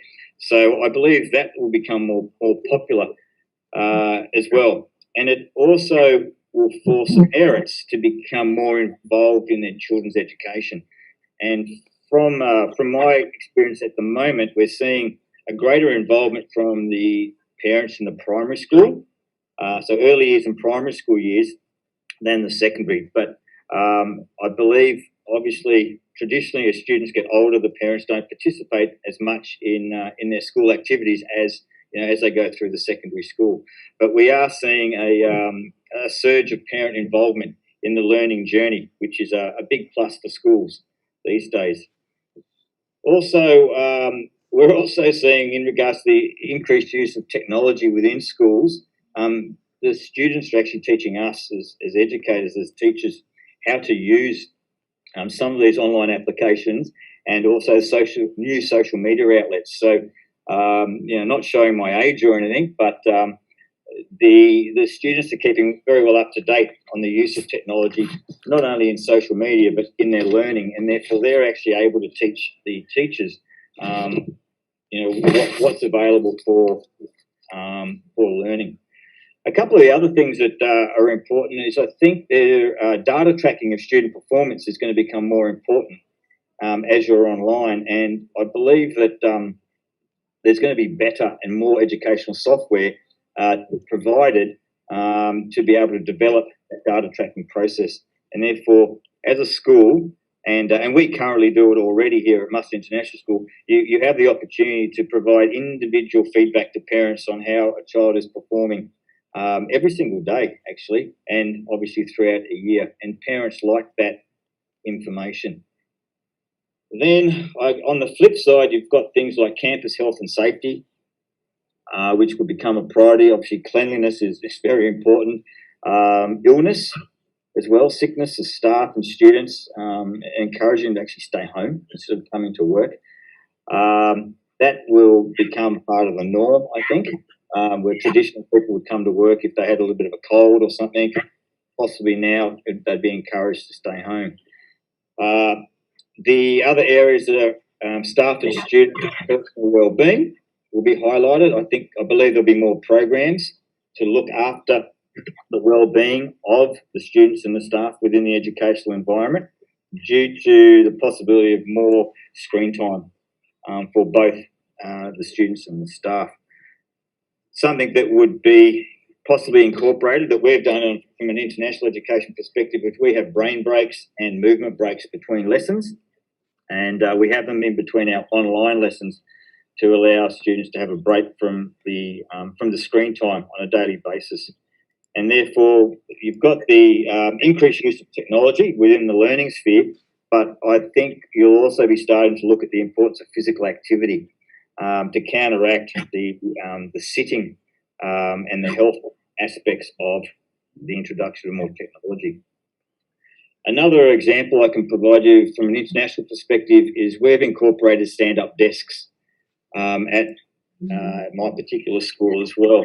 So that has significant health risks against sitting, and obviously neuroscience is telling us that when you're standing and you're weight bearing, your heart is working slightly faster, therefore oxygenated blood is being transferred to the brain and it's keeping you more alert. So once again, providing students with that opportunity to stand up in the classroom and the staff as well is a new focus, I guess, or trend in definitely in international education. Then some of the other things that we look at from a school perspective is the writing versus typing on a screen. Exams such as our IGCSEs are handwritten. Are students going to move away from handwriting and more towards the typing on a screen is something that schools will also have to focus on and get a good balance. And then we just go back to the student's backpack or their school bag. What's a school bag going to look like moving into the future? So it's probably going to definitely have a device in it of some nature, probably a hotspot. Then their basic supplies, and then it leads us to the question of the textbook. In Southeast Asia, our parents love a textbook, and so we provide the hard copy textbook for our families. But like a digital textbook is easier to carry around for the children. It's less stressful on their posture and their back. So that's the other part of the conversation, depending on, I guess, what part of the globe we're in, is what's going to happen with the future of the textbook and what's it going to look like in school. Then before COVID, the teacher was actually the centre of attention. So the teacher had the timetable, the teacher organised the children, the teacher organised the parents, and the parents in that were basically on the... Well, nowadays, with the virtual learning, the parents and the students are actually the centre of attention, and the teachers now move to the outside of the... So staff have to look at things like access to technology to be able to teach students online when they're not at school. How do they connect and keep connected with families and keep connected with the children? Because we all know that when you connect to children, you connect to their parents. And when you connect to their parents, they're usually quite happy. And when you have that happy school, you've got a successful school. But if you don't have that connection, that's where parents will complain. And children will complain about that lack of connection. So connection needs to be looked at. And that sort of relates back to, I guess, from a school perspective, you could lose student numbers, which is a big issue in this post-COVID era in international schooling. So if you want to retain student numbers, you do have to think outside the square now, and you do have to look into the future and how you embrace digital technology and bring it into the current schooling situation, and how you're different and how can you be different to other schools that are around you. So this point actually emphasises that when the schools have been closed due to the pandemic, schools have had to look for different ways to deliver lessons to their students. We've had to make adjustments and continually connect with families, but continually make adjustments. So, for example, what I mean there is that we've actually every 2 weeks produced a parent survey, student survey, and a staff survey.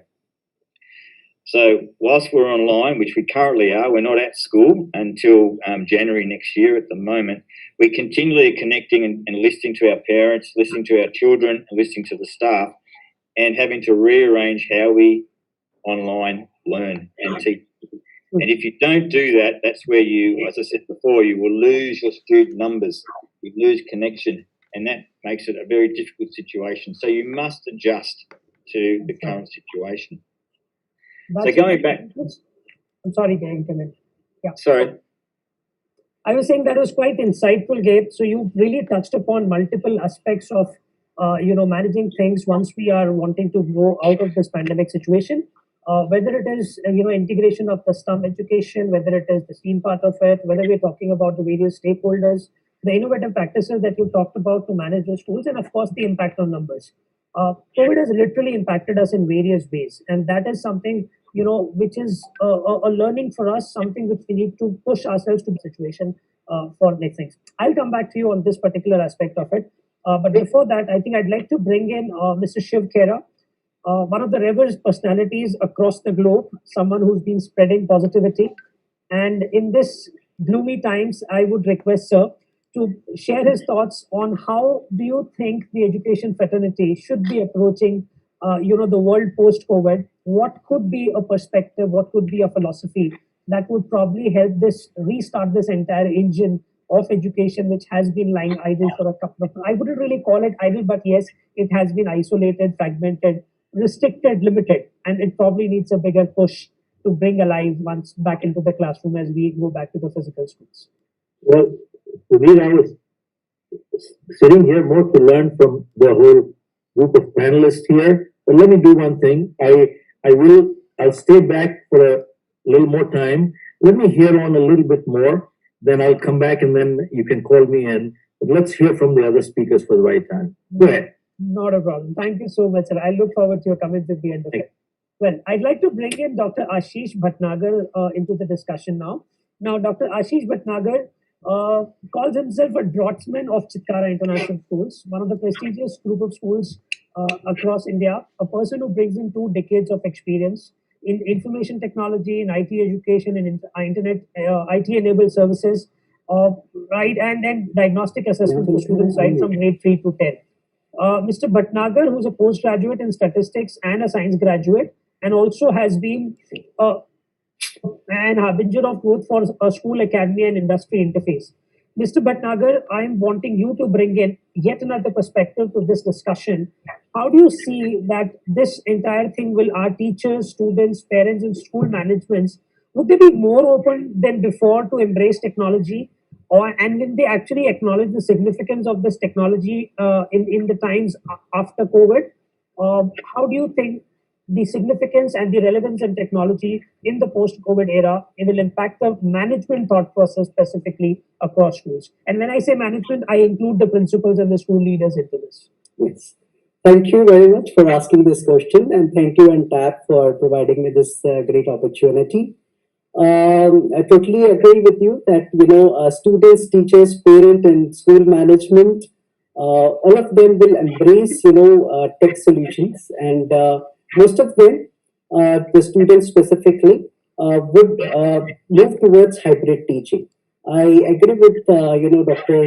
Amrita that hybrid teaching would become a norm. Students would balance between offline learning, online learning, and they would be eager to learn new technologies. Post COVID has given us a lot of things, but post COVID students are also silently learning. So they would basically have more technologies to embrace. Learning experiences involving teaching, such as IoT-based projects, DIY, that will be a norm again for students. For teachers, what we have experienced is that teachers are also learning in this space and upskilling. What we have observed is more important. So upskilling of teachers would be a great issue. They are like students are learning. Teachers also, with respect to technology, they have to learn a lot. So teachers have gone through a very tough phase during this time. They have managed their personal lives and they have managed, their professional lives. So upskilling is more important. And teachers, as far as technology is concerned, they've also learned many new formats, many new platforms. So teachers, we do have, be at college with us. We are managing, two university campuses and two schools here.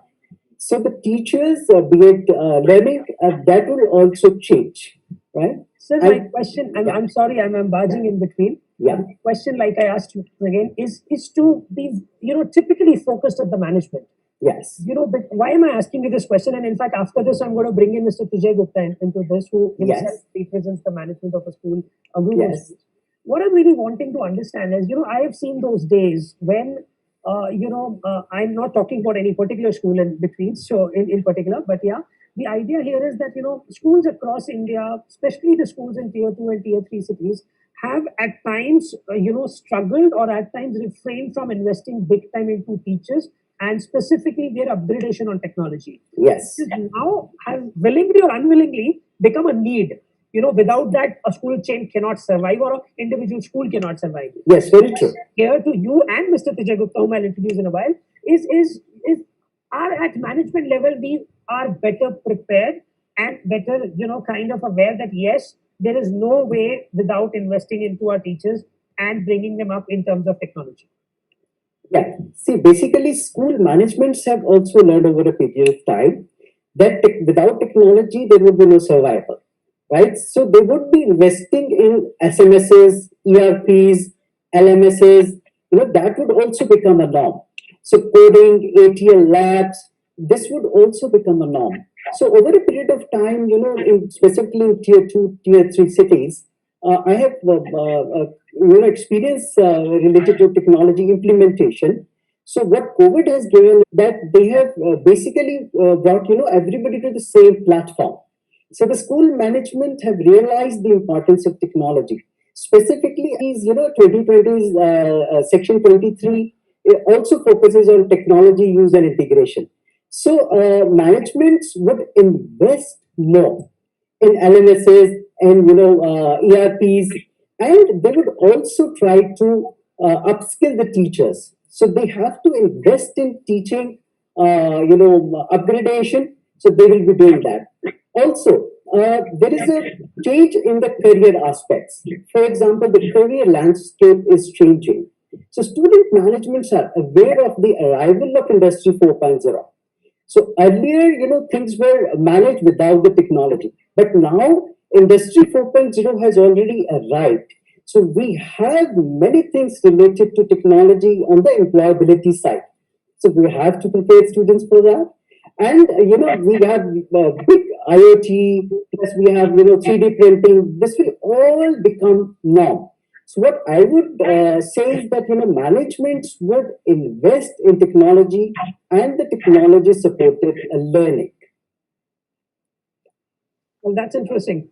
Thank you so much for your input, Mr. Bhatnagar. I'd like to bring in Mr. Tijay Gupta.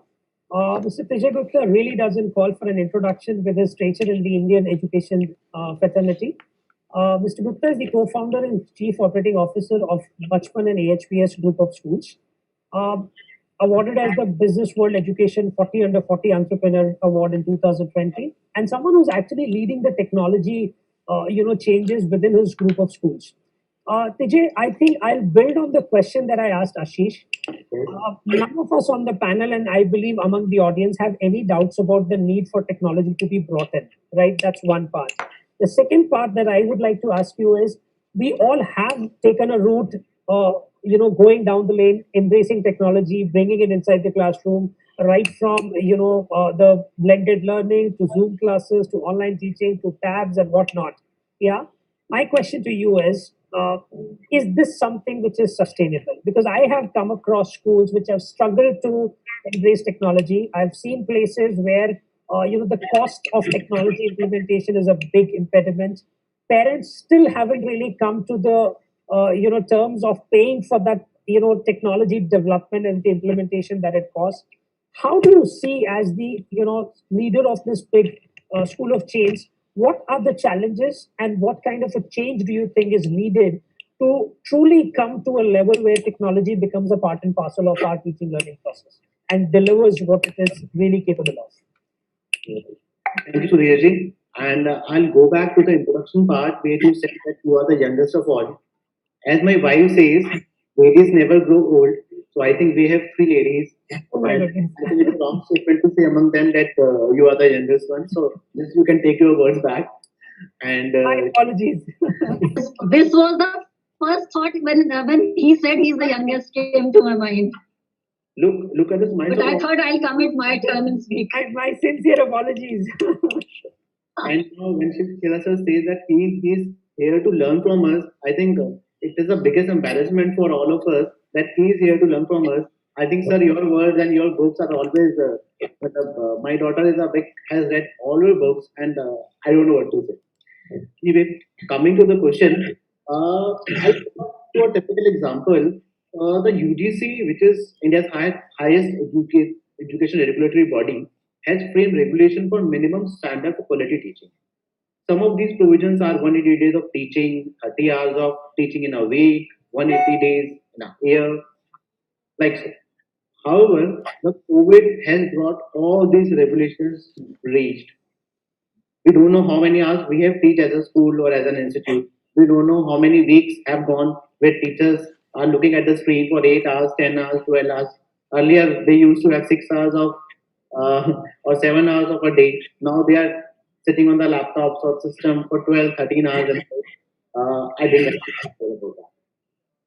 So, for this reason, UGC appointed a committee to investigate, which submitted their report. Committee believes that most of our institute lack technology infrastructure which is needed for online teaching and assessment. I'm using a word assessment because I believe online teaching is every school is doing, either it's big or small, either they are taking it in Zoom or Facebook or they are sending the videos. Everybody is doing it. But how the assessment is possible, we are really unhelpful on that. What kind of assessment can be done? Whether any exam be taken, any practical example can be given, and how the child is going to cope up for that. Now, with all these problems, now comes the good part. Based on the advice from various bodies, and many institutes have started their online teaching tools. Some schools have built up their online ERPs. We ourselves have created an ERP, an online teaching app for that purpose. We have started the Zoom classes. Teachers are going live on YouTube. We are, despite of having technology restrictions, we are going wide on the network part.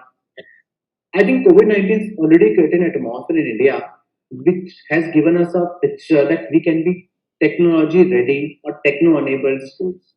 Most of our schools, I think, post COVID can go for a blended kind of learning, which is happening as of now. With blended, I mean to say maybe 4 or 5 hours or 6 hours of regular schooling and another 1.5 hours of schooling, maybe once in a week, twice in a week, or thrice in a week, as per the timetable or as per the schedule suggests. I think India is 100% ready to adopt this kind of technology, and I think much better ready than any other smaller countries. I think it is the time that policymakers and educators took advantage of this current situation and reform the Indian education system. Why I'm saying educators and policymakers? Because until we have that kind of support from the local government side or the state government side, we can't go beyond it. As of now, we are facing problems in many of the states where it is being said that you teach only 30 minutes or 45 minutes for classes. You can't take more than 20 minutes in a day, 30 minutes in a day. In that case, how is it possible to teach the kids? We are into preschool, we are into formal school, and we are a university also. how to desegregate all the three segments, because for everything we need time. Maybe in a play school child comes for 3.5 years, but with online teaching, at least we need minimum 1 or 1.5 years, hours per day. But now we are regulated to 45 minutes in a week. So I think it's more with the policy makers that they come up with a solution so that we are ready, but at least the thing can be continued. Well, that's truly the case. I believe it calls for a change at all levels, whether it is the policymakers, whether it is the managements, whether it is the teachers, whether it is the parents or the students. I think this is the situation, this is the time which has actually brought us to a stage where each stakeholder needs to contribute in bringing about the change and bringing about the transformation and helping us all come back. With this, I think I'm going to move on to our next speaker, Captain Dr. Dinisha Bharadwaj, an ex-Indian Army officer, principal of GIIS Kuala Lumpur, someone who has 10 years of armed forces experience, already won about 6 medals in armed forces, 7 awards in academia, and somebody who already brings in an extensive amount of experience in the education space to guide us on the academic part of the impact that COVID has. I think, ma'am, my question to you would be more in terms of the academic nature of the COVID impact. How do you see technology now being embraced by the teachers and the students? Are we now ready to experiment and embrace the new methods of learning, whether it is AI, AR, VR, various learning applications, which the parents are now very happily adopted because they don't have the option of a physical school? But would this be something that will remain after the schools come into physical? Or do you think that personal attention and that personal relationship with the child is again going to be the dominant factor as compared to the technology tools that we have in the system today? Thank you so much. I'll take up this question in 3 segments. First is pre-COVID era, when it was the technology was considered as an advancement,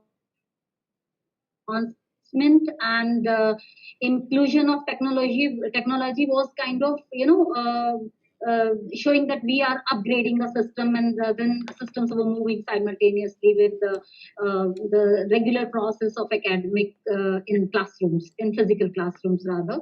So that time, one thing which I'll connect it further with the COVID era and then post-COVID era too, is the interaction of academic process and teaching learning process is concerned. Because what happens is, had this not been important, had this not been required, probably we would have gone online maybe long back. Because if it is only transaction of syllabus and reception of syllabus is required, but we all accept that somewhere or the else we chose a particular subject because of teacher. And teacher, when I say, it means the connect of the teacher with student. So that was one of the great media of learning, where teacher's presence and a bond between a student and teacher was working well in the process of teaching learning. Now coming on to this COVID era, where we need to give more focus. All of a sudden it came surprisingly. I mean, it was a transformation, as kind of overnight we adapted to the process, and teachers were trained. I remember when I was consolidating sessions of trainings, it was 239 sessions of training in the month of March for my teachers when this MCO started, and we all of a sudden rigorously started training them onto this process. And then the question came onto Zoom platform being public platform. So kind of we bought the system for safety of cyber safety purpose, and trained the teachers. The processes were taken down the lane, and the classroom was started. But yes, one good thing which after feedback I received was that the process of dissemination of lesson was very good. And one reason was because one thing was teachers took it as challenge. We talk about 21st century teacher, and teachers proved to be 21st century teachers, because they took up this challenge. There were various categories of teachers who were tech savvy, who were not, who were absolutely not much connected other than using WhatsApp and Facebook. So with this, they adapted well. But coming on to the dissemination of lesson in classroom, in virtual classroom, As we all know, this process started when the new session, as far as the CBSE was concerned, was beginning. And for us, Cambridge was onto the closing spree. So that was only left for revision purpose. That didn't matter much, and that has started in the month of September. But CBSE particularly got impacted because till now, many of our sections couldn't even see the teachers, for especially for new admission students who were online, and we were about to open. Just incidentally, I would like to come out with the thing information that we opened school physically because the numbers came down, and then we had to shut down again. Almost 20 days back, we shut down again. So there were many sections, junior sections especially, they haven't met their teacher, they haven't seen how teacher conducts and how she looks like, other than a voice and a picture or a video. So coming on to it, yes, one way that teachers adapted well, and students didn't take much time to adapt. But there was one thing which I'll open to the forum as well, parent body, how they received, how they perceived, and how they acted and reacted. I'm sure we are going to get mixed reactions onto it. Start step by step. The lesson dissemination was I mean, it was done well, and it was received well. Only the thing was that for teachers it was everyday PTM. So there was some interactions by parents in between, which probably were uncalled for, and then we had to devise a set of regulations for them. And this positive impact of this was that our teachers, because they covered syllabus well, they interacted well, teachers were doing, students were doing well, they were receiving well. Then came the question of screen time, which was partially it is genuine, but partially when these kind of complaints came to me, I told those parents that if suppose your children are not taking online classes, then in that case, what they would have been doing in this lockdown era, probably they were either watching TV, or they would have been onto social media or other gadgets.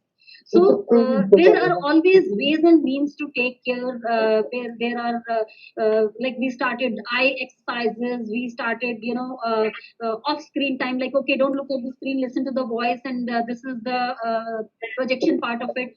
So these were the three things which I sum up in COVID era. That one is teachers part, that they adapted well, they were trained well, and all of a sudden the jump which has gone to this COVID era as far as the enhancement of technology, use of technology in schools, and bringing a consolidated environment, which we call a tech savvy environment. Probably we would have gone for at least 4-5 years ahead of it, had this concern not been there with us. And then children adapted well, there was no problem, other than somewhere where probably at home they heard from parents, or at home they thought, oh, screen time, so they started coming out with it. And then we certainly, when there is a concern which comes up from the stakeholders as far as the management and the school leaders are concerned, we always do take care, and that was taken care of. Now coming on to academics, when we talk about assessment, surprisingly, or if I can dare to say shockingly, the assessment when we conducted online, we kind of bought a platform for assessment, and then before that we were using partial Zoom and Google Classroom for assessment. Children did very well, and we were very happy that the performance level of children have been enhanced well, and the teaching learning process is doing well. But when they came down to physical school and we conducted another set of tests, there was a remarkable gap. There was a gap where probably the performance which we observed online vis-a-vis the performance level offline, it was a gap. So you understand what I'm trying to mention here is there was maybe some malpractices which were observed. Somebody is requested to be. Neeta ma'am, could you please put your system on mute? Neeta ma'am, could you please put your Neeta Bali ma'am? Thank you so much. So then talking about this gap, I realized that there is a requirement of moral education as well, because technical enhancement and technological enhancement is not the only enhancement which we look for when we talk about at least school education. Here there is a moral fabric which we found it is needed to be strengthened, because I won't close my eyes when children use some unfair practice or whatsoever they did, the parents were not much in picture. So that is another aspect. Coming on to the final aspect of post-COVID era, yes, there will be a model of blended process where we'll be using all this technology simultaneously. Lot many apps came up, lot many systems of using online laboratories came up, and the technology was well enriched as far as dissemination of lesson in classroom was concerned. Even the assessment platforms came up, many processes came up from different segments of market where we were there to adapt and adopt them, and we did that. So one thing which came up was moral fabric to be strengthened. And then coming on to the post-COVID era, the concern is not much, because children are doing well. We call Gen Z.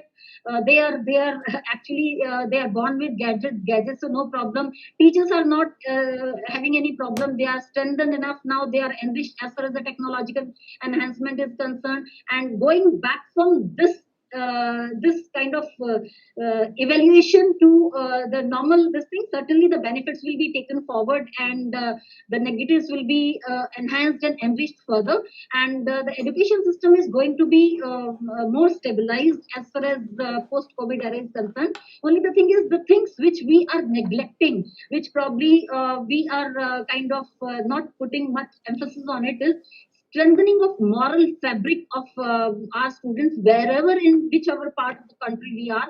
That I would request everyone to take it forward, and probably then we are moving towards advancement anyway, so that shall not be a problem. Thank you so much. That's truly, I think, insightful, ma'am. Definitely, along with technology, the times call for a moral fabric to be weaved into the education system. We've seen a lot of technology advancements in this COVID period of 6 to 8 months. But yes, one thing that I 100% agree with you is that physical connect, that emotional bonding with the students across the board is something which is still missing. And I guess we as educationists, all of us, the day we are back to the school, I believe that will be one big reason for us to bring back smile on every face. I think with this, I'd like to bring in our next speaker, Dr. Neeta Bali. Dr. Neeta Bali is the Director Principal of GD Goenka Group of Schools, Gurugram. Ma'am brings in an extensive experience of a couple of decades into the system, someone who's worked with groups like APJ, PODA across the country. I think, Neeta ma'am, my question to you would be, of course, we've heard about all changes, all sort of technology embracements and advancements and adjustments that we've done in this period. But I believe there is a segment of society really left, which is kind of left behind. I'm really talking about the tier 2 cities, the tier 3 cities, or maybe the rural India, which still doesn't have access to the modern gadgets, the technology, the AI, the AR, VR, and all the most advanced technologies that we're talking about. How do you see this digital divide, making a difference because of this COVID period, and how what efforts can be put up in order to cover up this divide, so that at least forward in future we probably have a better ecosystem which is having some sort of equity and equality among our stakeholders. I think the question that you have raised is a very, very relevant question. All speakers have already mentioned the integration of technology in teaching learning, I think, will very soon become the norm of the day. And in the days to come, post COVID as well, I really don't see technology going away. Everyone's talking about blended teaching learning. Everyone is talking about technology is here and it's here to stay. That is for sure. However, as you very rightly said, that there is a certain segment of people who may not have ready access to technology because of lack of gadgets. If I were to talk about not merely the ones who are generally, branded as the underprivileged, so to say, even amongst those who have the wherewithal. For example, in most homes, not everybody is going to have more than 2 or 3 devices, but there may be more users. So very often I have seen when in class, when a child, the parents have to obviously put away their work because the child is using the device. So definitely, if the problem happens to be at this level, also the problem persists. It's bound to be there, particularly with those who don't have, as I said, the wherewithal to have ready access to technology. Therefore, I think it's inevitable that there will be a divide. How can there not be a divide? We can't possibly deny or, shut away this reality that there will be no divide.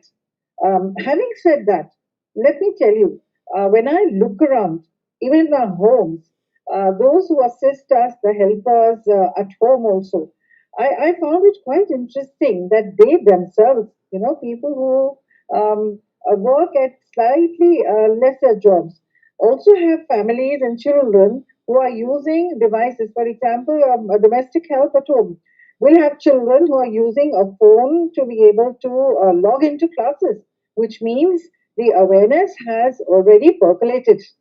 The awareness is already percolated to all levels per se. And everybody is trying very hard to get access to technology. People have started talking a different language completely, even those who may not have the means to be able to afford these devices to use technology, the integration of technology in teaching learning.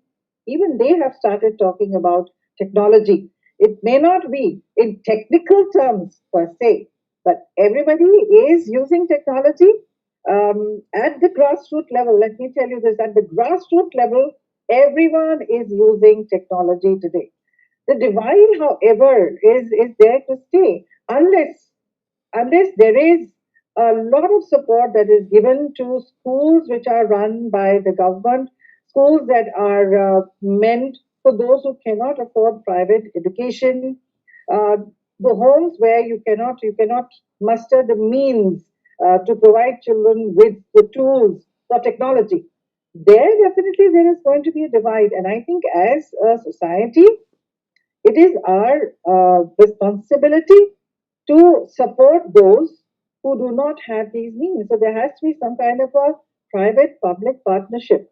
That's one, which means the schools that have the means and the funds to be able to support technology driven teaching and learning should be able to adopt and assist the schools that do not have the means to use uh, tools of technology.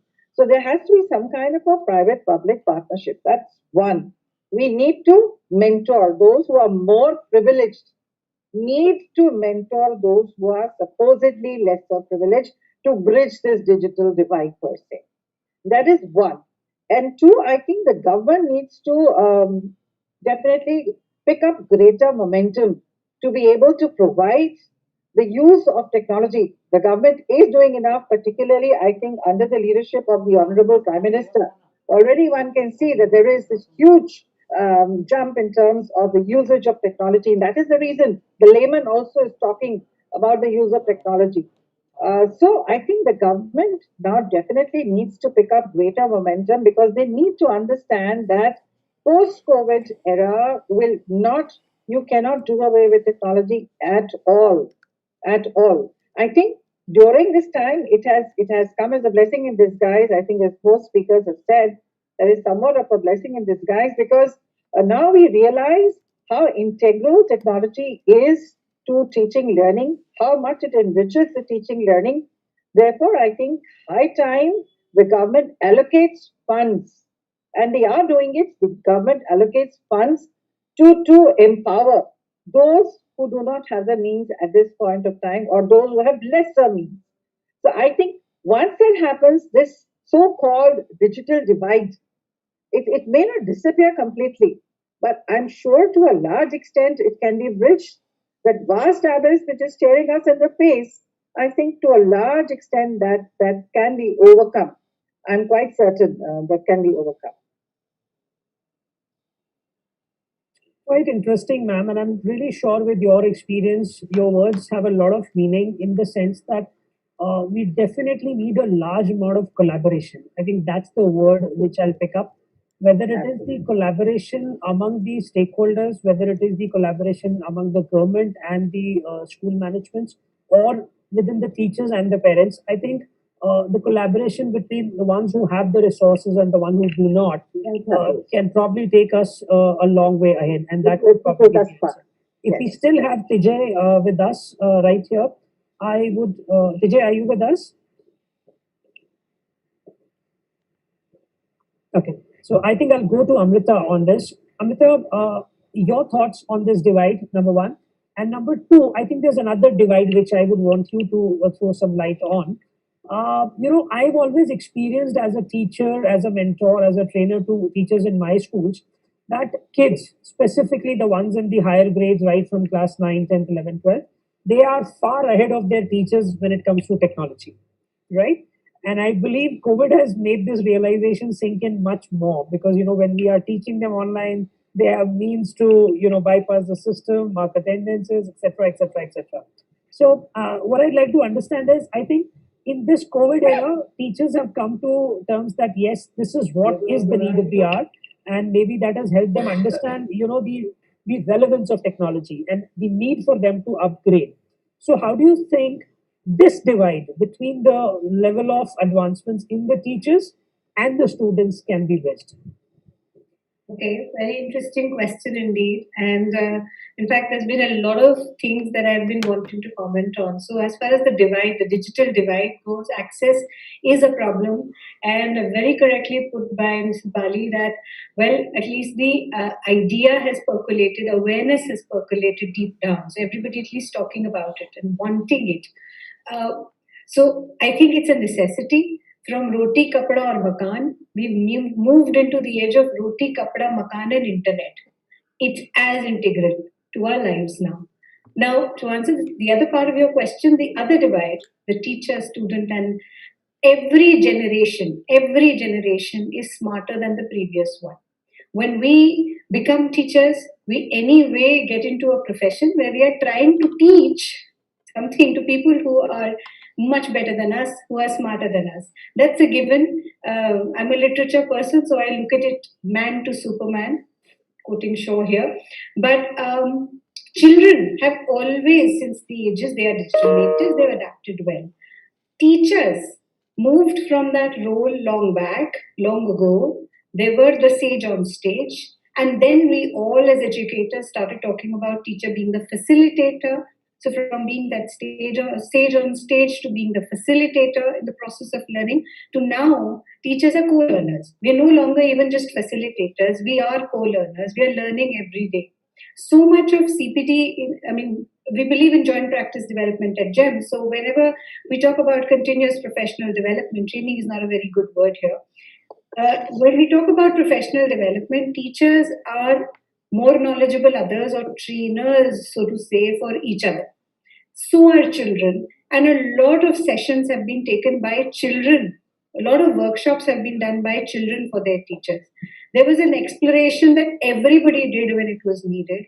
And many of my fellow panelists have talked about things like assessment and how academic honesty was put to a question mark, and how parents, this is for the first time that the classroom really opened its doors completely. Classroom was inside every house. Every parent was part of the classroom like never before. And so much of concern.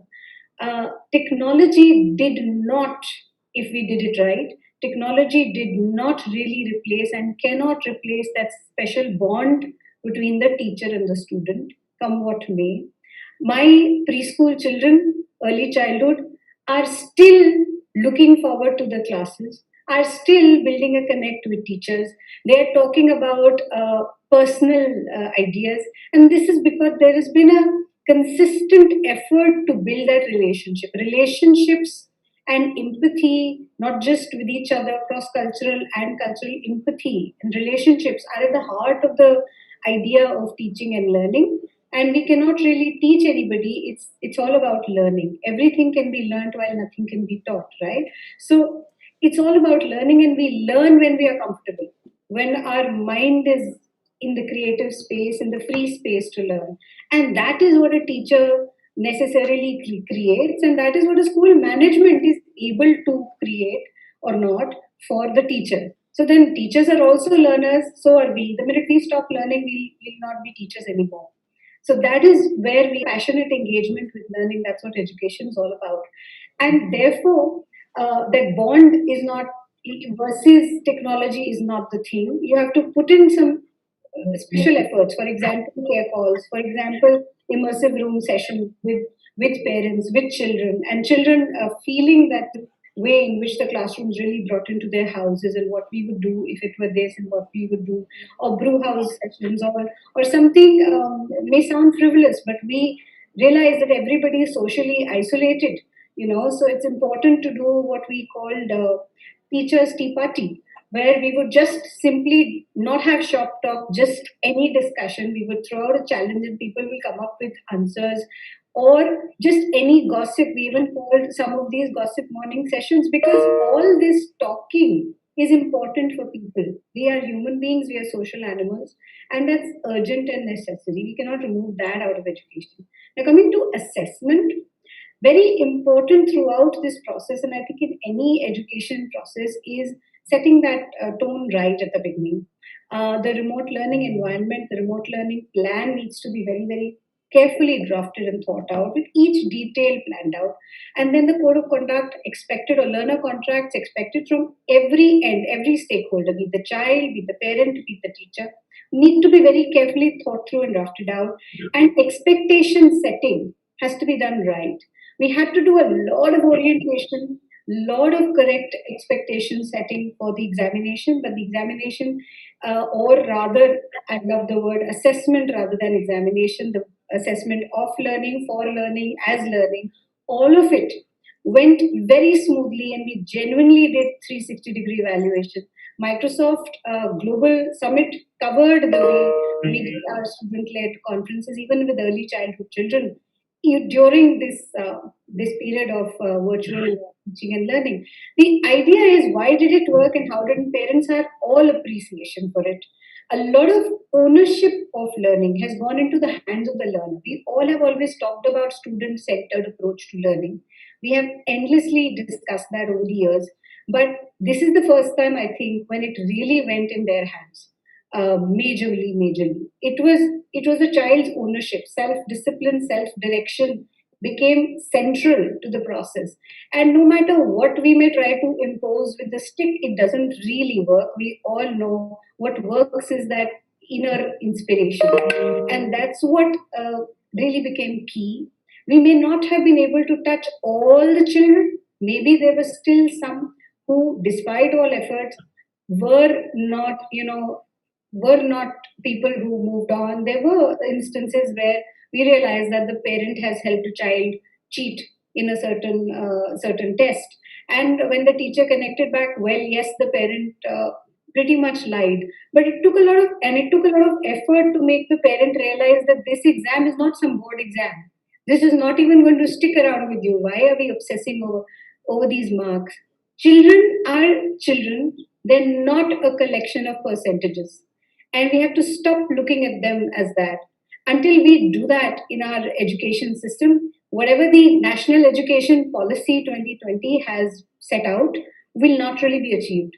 We have to have 360-degree evaluation in our system, and that will be done only when we start valuing creative and critical thinking, we start valuing critical reflection, and self-assessment, peer assessment, and a lot of analysis through along the way.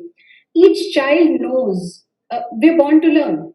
Nobody teaches you, there's no reward or punishment when you're learning to walk or you're learning to talk, right? You fall endlessly, there's endless failure, and yet you get up and you walk. There's no external reward or punishment, but internal satisfaction. And that's what we have innately in us as human beings. That's what makes us who we are. That growth mindset is all that we need to utilize properly in the education system.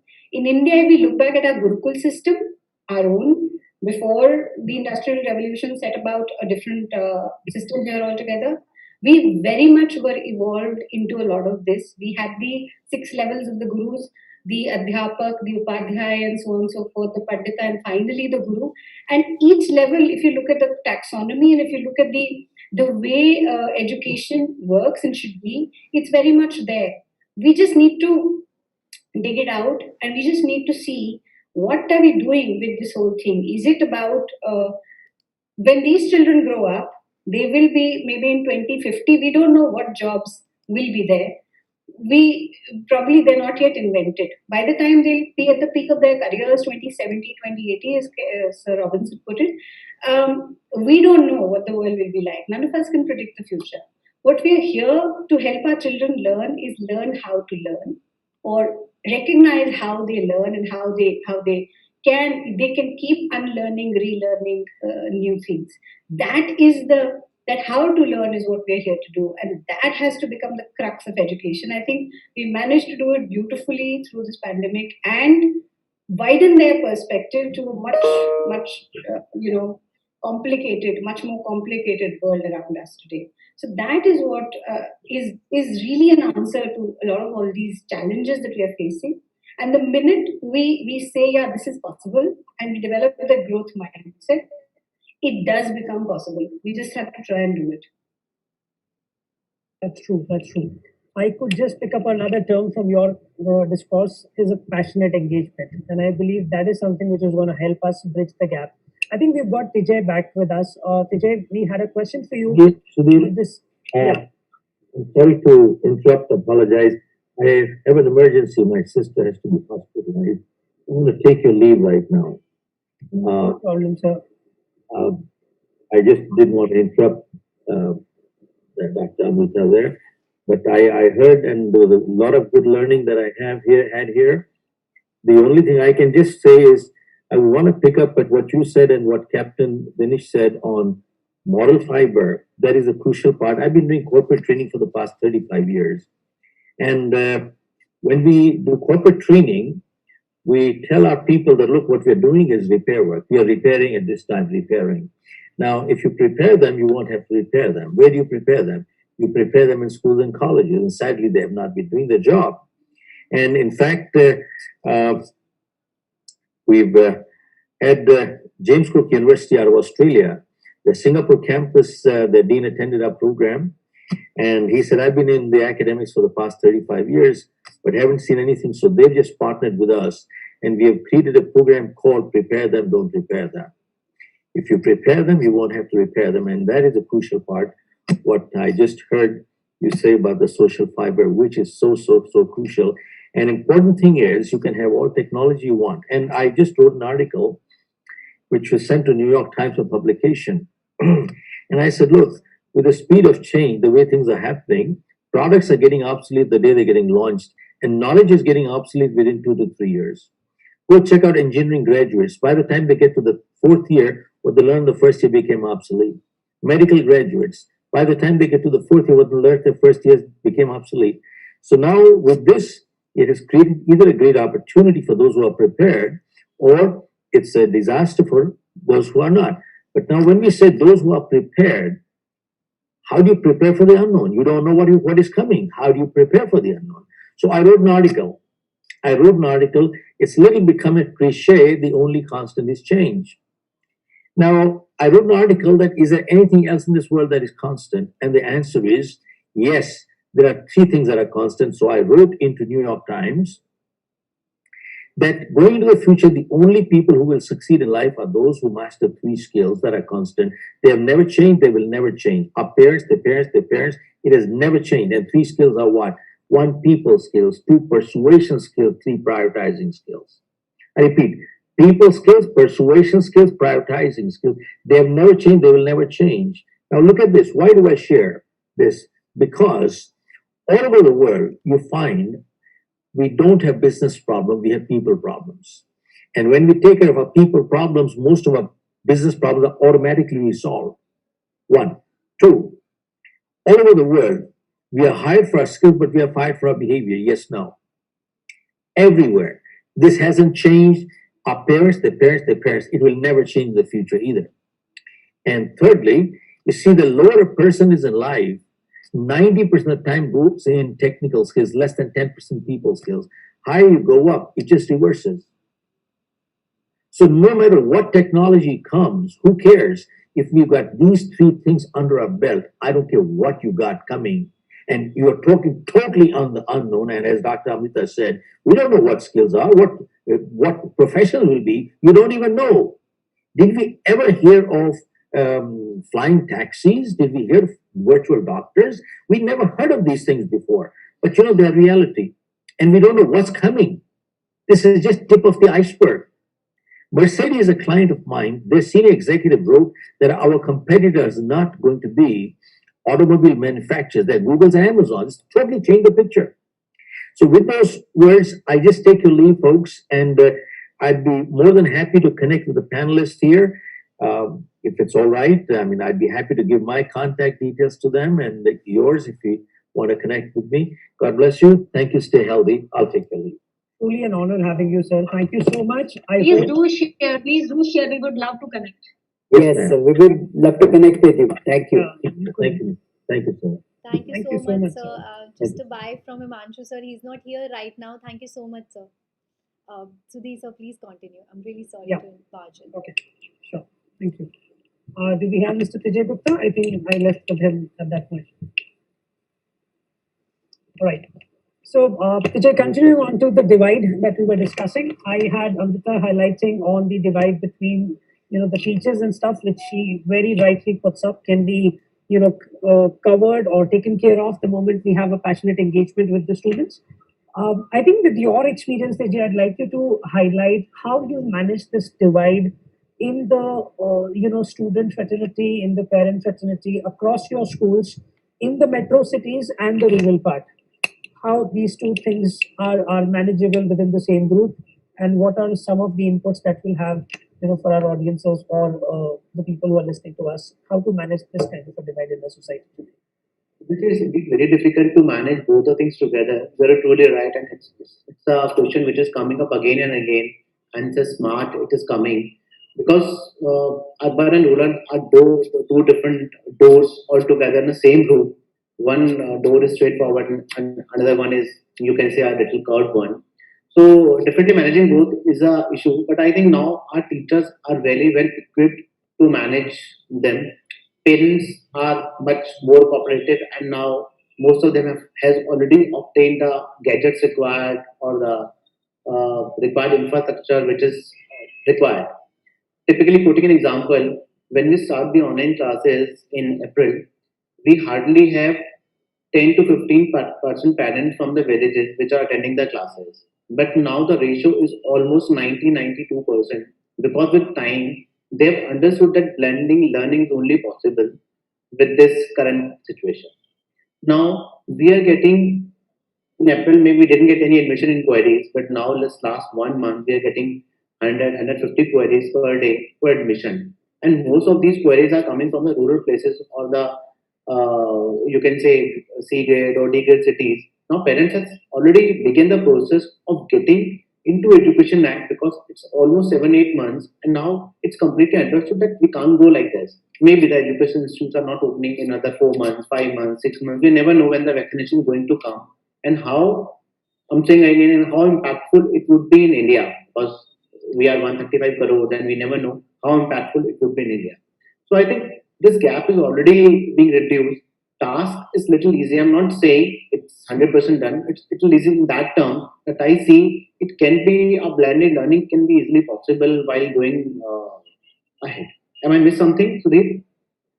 No, that's quite helpful. So I think that's what is needed, when it comes to the rural part of the country. So I think that is a trend that even we have seen initially in the month of April, or maybe I would probably extend it till almost June and July also. Till that point of time, there was a lot of resistance. People were still struggling. There were devices missing. There were internet issues, and I think those are the challenges which the people at in the tier 3, tier 4 cities have literally struggled to cope with. But I think now nobody actually anticipated this phase to go for such a long time, and that is the reason apparently now people have started embracing the reality, and this has started to come up and becoming a part of the system. So they also want their kids to come back into the system, and then don't miss out on their learning.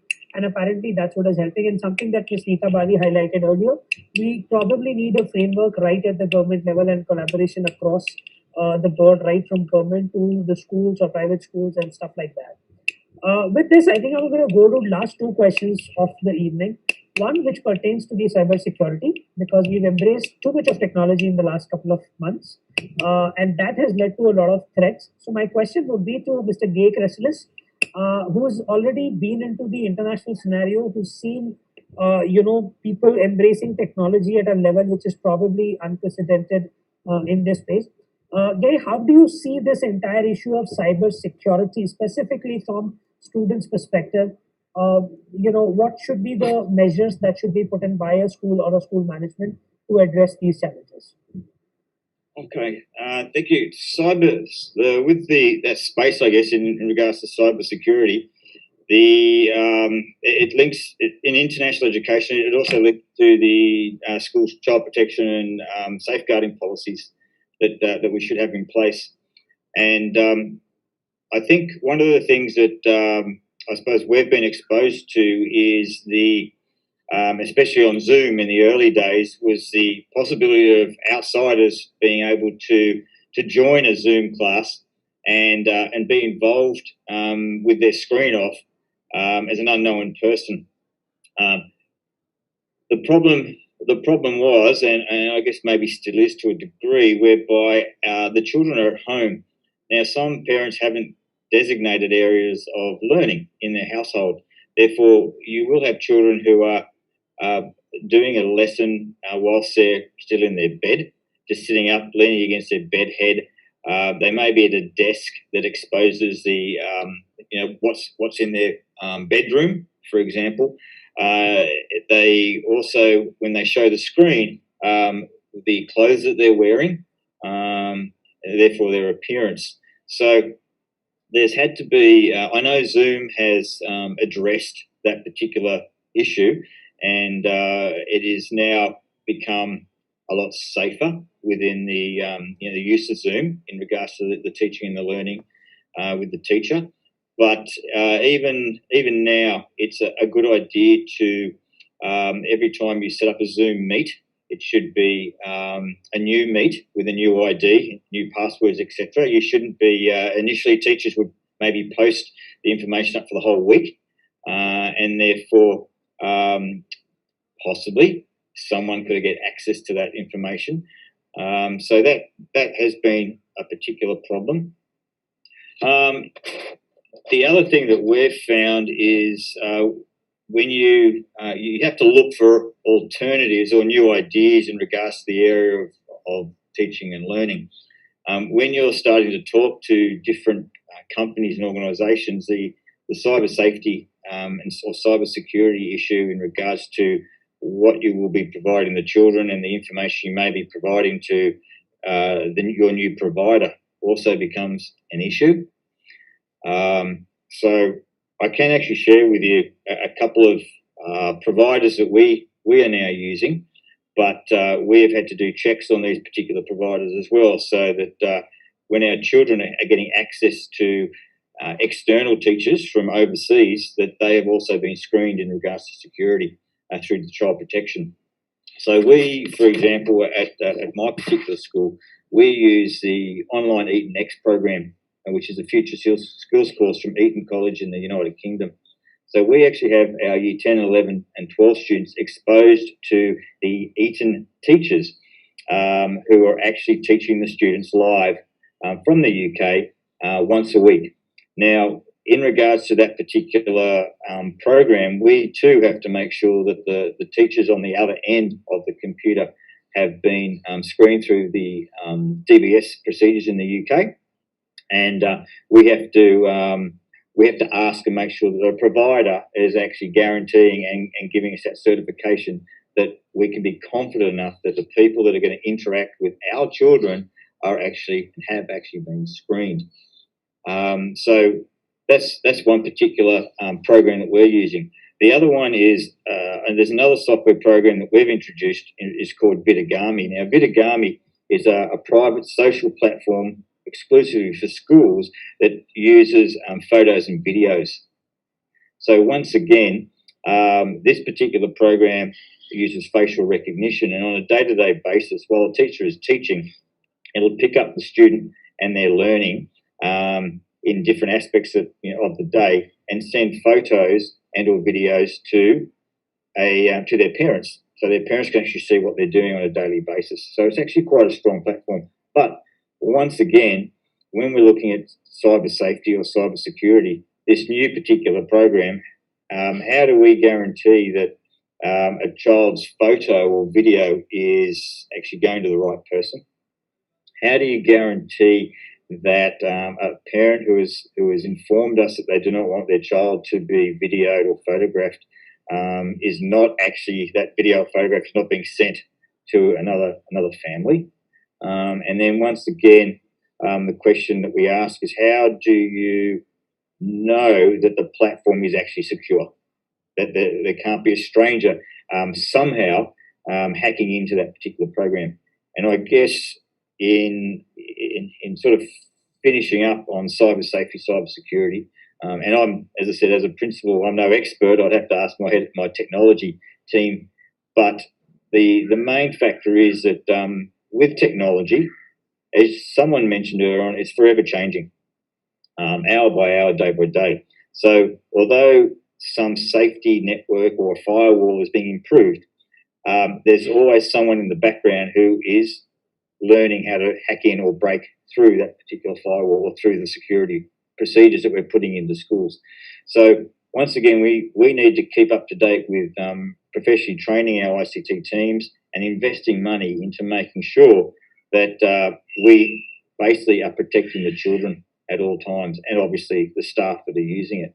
So I guess it comes hand in hand in we keep introducing technology, we keep introducing software, we keep wanting our students to learn online and be up to date with the latest and the greatest. But once again, when we do that, we have to keep in the back of our mind the security issue, and that people can keep breaking through the security barriers, and how do we keep on top of making sure that our students are safe. So I'll sort of finish up there. So I'm no expert in this particular area, but we have had issues where, and in particular Zoom early on, where we did have, I guess, people in there who weren't showing their face, who wouldn't put their microphone on, and you wouldn't know if they were actually there and who they are. So as I said, it's a difficult period of time for everyone, and unfortunately, the people who are maybe working in those spaces, as in I guess these bad people or predators, whatever we may call them, they're always going to be there, and therefore, as schools, we have to keep on top of our game in regards to trying to find out how we can stop people from infiltrating our children, our teachers, and possibly our own data within the school. That's interesting. I believe, like you mentioned, so those were like useful inputs, but I'm definitely sure of the fact that we as managements and parents, of course, have to be a lot more sensitive to the security aspect as we embrace more and more technology. Well, I'm going to bring this session to the end with my last question to Captain Dinisha as well as Mr. Ashish Bhatnagar. I think this COVID period has seen a lot of growth in the edtech space. We've heard, of people like Baiju, people like Toppers, people like White Hat Juniors of the world, the so-called after-school tech support in the lives of a child has seen a tremendous growth in this era. And apparently that has got partially to do with, I don't know if I'm right in using the term failure, but maybe some lacking, probably that's the word, on part of schools to, reach out to the children and give them this right set of technology and the right set of content, etc. And maybe that platform which enables them the ease of access. I don't know what that element is which pushes them or pulls them towards that particular segment. But how do you see the future of, these app-enabled learning platforms vis-a-vis a physical skill class? Anyway, or in fact, both of you, one from an Indian perspective and the another one probably from an international perspective. Yeah. What I can foresee is that, Any one of you. Maybe Ashish sir can go first, and then Okay. Yes. So. No, please let him. I'll sum it up. Oh. Okay. So what I can foresee is that in schools basically, as far as technology implementation is concerned, as far as technology usage is concerned, sometimes we are lacking behind with the usage of latest technology. For example, I would like to say coding. So coding, everybody is experimenting at present. So schools don't have an infrastructure. Schools don't have proper, teachers, in fact, to teach coding. So that is the challenge which schools are facing. And hence, these apps or these people who are providing coding, they are emerging. In case there is a proper infrastructure, or in case we do have teachers and adequate resources, then I think, we'll be able to provide the latest technology and technical curriculum. So, like for example, we are working very closely with higher education. We know the employability side, that yes, as far as Industry 4.0 is concerned, a lot of things are changing. So technology will stay back, and with respect to that, the schools also need to change. So hence, what I foresee is that if we can provide the necessary resources within the schools, then these apps may not be there. So that is my say. Second is that sometimes we have a problem of the teacher upskilling part, which I earlier mentioned also. So in case we have good teachers with us, in case we have good resources with us, then again we'll be able to implement the technology in a big way. We do have, hardware part, the software part that is there. But as far as the teaching part is concerned, yes, that is where we are lacking. That I would say. Thank you. Dilisha, I think I'll come. I would add on to it. One perspective he has just brought in. Thank you, Mr. Bhatnagar. But I would just add on to a different perspective with the kind of, I would beg to differ at some aspect. One thing he said is that somewhere schools lag behind, or they lack in some perspective.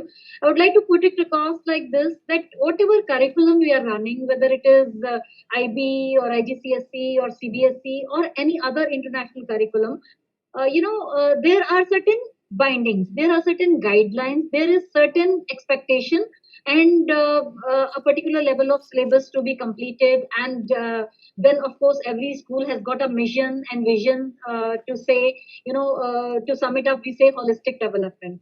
So first perspective has to be looked into with the most desirable input, which is a customary for any school. Second thing is, as far as the second perspective is concerned, for holistic development and learning, we do bring in this app enabled learning, we do bring in coding, we do bring in various agencies to add value to students learning. But that comes as an additional aspect, because ultimately, who's taking it up? The school, the system, the teachers. And let me put it across openly, and if I may say bluntly, that schools are expected of a lot of onus, which they are taking, which we are taking. And second thing is, the entire onus is been ultimately taken with the entire set of responsibilities by teachers. Of course, I think of something, I bring in as a management person, I think of something that comes in. So that is one perspective of it, is that yes, schools are taking care of it wherever it is required, and maybe to lace it also, to add the value that is being done, and that is how it is adding a lot of other segments for holistic development of a student. Second perspective is, as a parent's perspective, I see, oh, this is coming in the market, I should catch it up.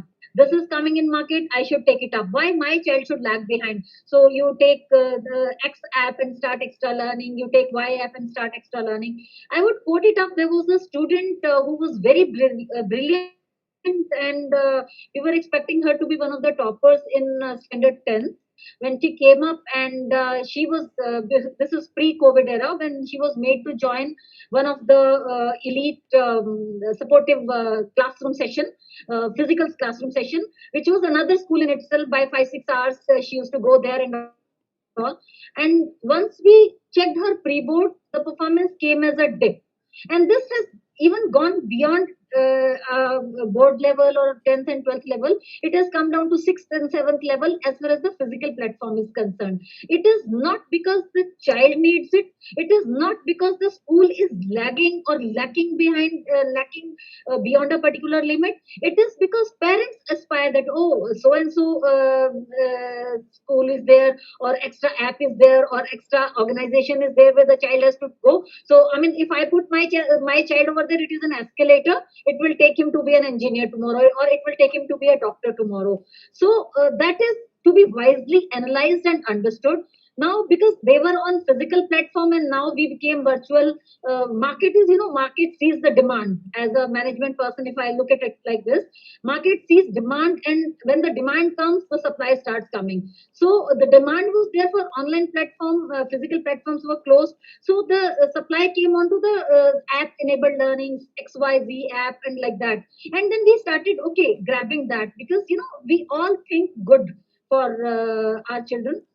And ultimately, when it comes onto the ground level, we generally tend to ignore the side effects of everything. So let me sum it up like this: that schools are doing their bit, and I'm sure, as we are all educators sitting here in one or the other way, schools are grabbing and embracing everything best for the students beyond the limits of curriculum and syllabus, and that is being accepted and taken care of within the time frame limit. Whatever best possible is there, and teachers are adapting it because of that moral strengthening of being a teacher. Simultaneously, we will not be able to avoid, whether it comes as virtual platform for after school app enabled learning or whatever it is, or whether it comes tomorrow for physical platform, back to it, because this is, we start thinking in different perspectives, and we start aspiring, and then somewhere those new things connect to our aspirations. When I say our aspirations, I mean, as a parent, I aspire for my child, and somewhere schools do connect to that. I'm sure many schools do connect to such organizations in after school activities and all. So this will go parallelly. This cannot be negated. This will not be ignored. This, only one thing which I would like to put it across is, there has to be some understanding and awareness which needs to come in, that where I should go for this extra, extra support after school or something. When I talk about after school, it doesn't mean that school is not doing it adequately. It doesn't mean that school is not taking care of the responsibility, or somewhere we are lacking into performance. But it means that adapting extra system, so that this extra system can put inside my brain of my child as a catalyst, and the child will be able to have a arrow fuel to take it off tomorrow. So this will carry on. Only the thing is, it has to be understood in a wise manner where it is required, and the individual differences to be catered for, so that adequately it is adapted and it gives the right output. Thank you so much. Well, indeed, ma'am. I think balance is the word we need to strike, whether it is after schools, in school, technology, empathy, human relationships, or anything. Extreme of anything is always bad. And on that note, I'd like to thank all the panelists for joining us in the evening today. Truly an enriching session. Learned a lot from each one of you. I hope it's been equally enriching for each one of us over here. Over to you, Earl, for your closing remarks. Thank you so much. Absolutely, I love this session, and actually, it was a music to my ears, being from the IT company. So, all the educators embracing technology. So, as we always said, that our job is to equip the educators with the right tools and technology. And yes, as Ashish sir mentioned, that ERP, you have to adopt technology now. So, thank you so much. In the end, I would like to conclude this session. I want to thank each and every one of you for joining us today. It was really enlightening and enriching, and also thoda sa dilasa mila mere ko कि chalo, we are in the right path. So I follow this book, Art of War by Sun Tzu. So I'm an voracious reader about it. And there's a very famous quote which I always follow. During the midst of chaos, in the midst of chaos, there lies opportunity. So, well, COVID is chaotic, but then it has been an opportunity for all the tech related things. So, thank you so much. Thank you, TJ sir. Thank you, Thank you so much. Thank you.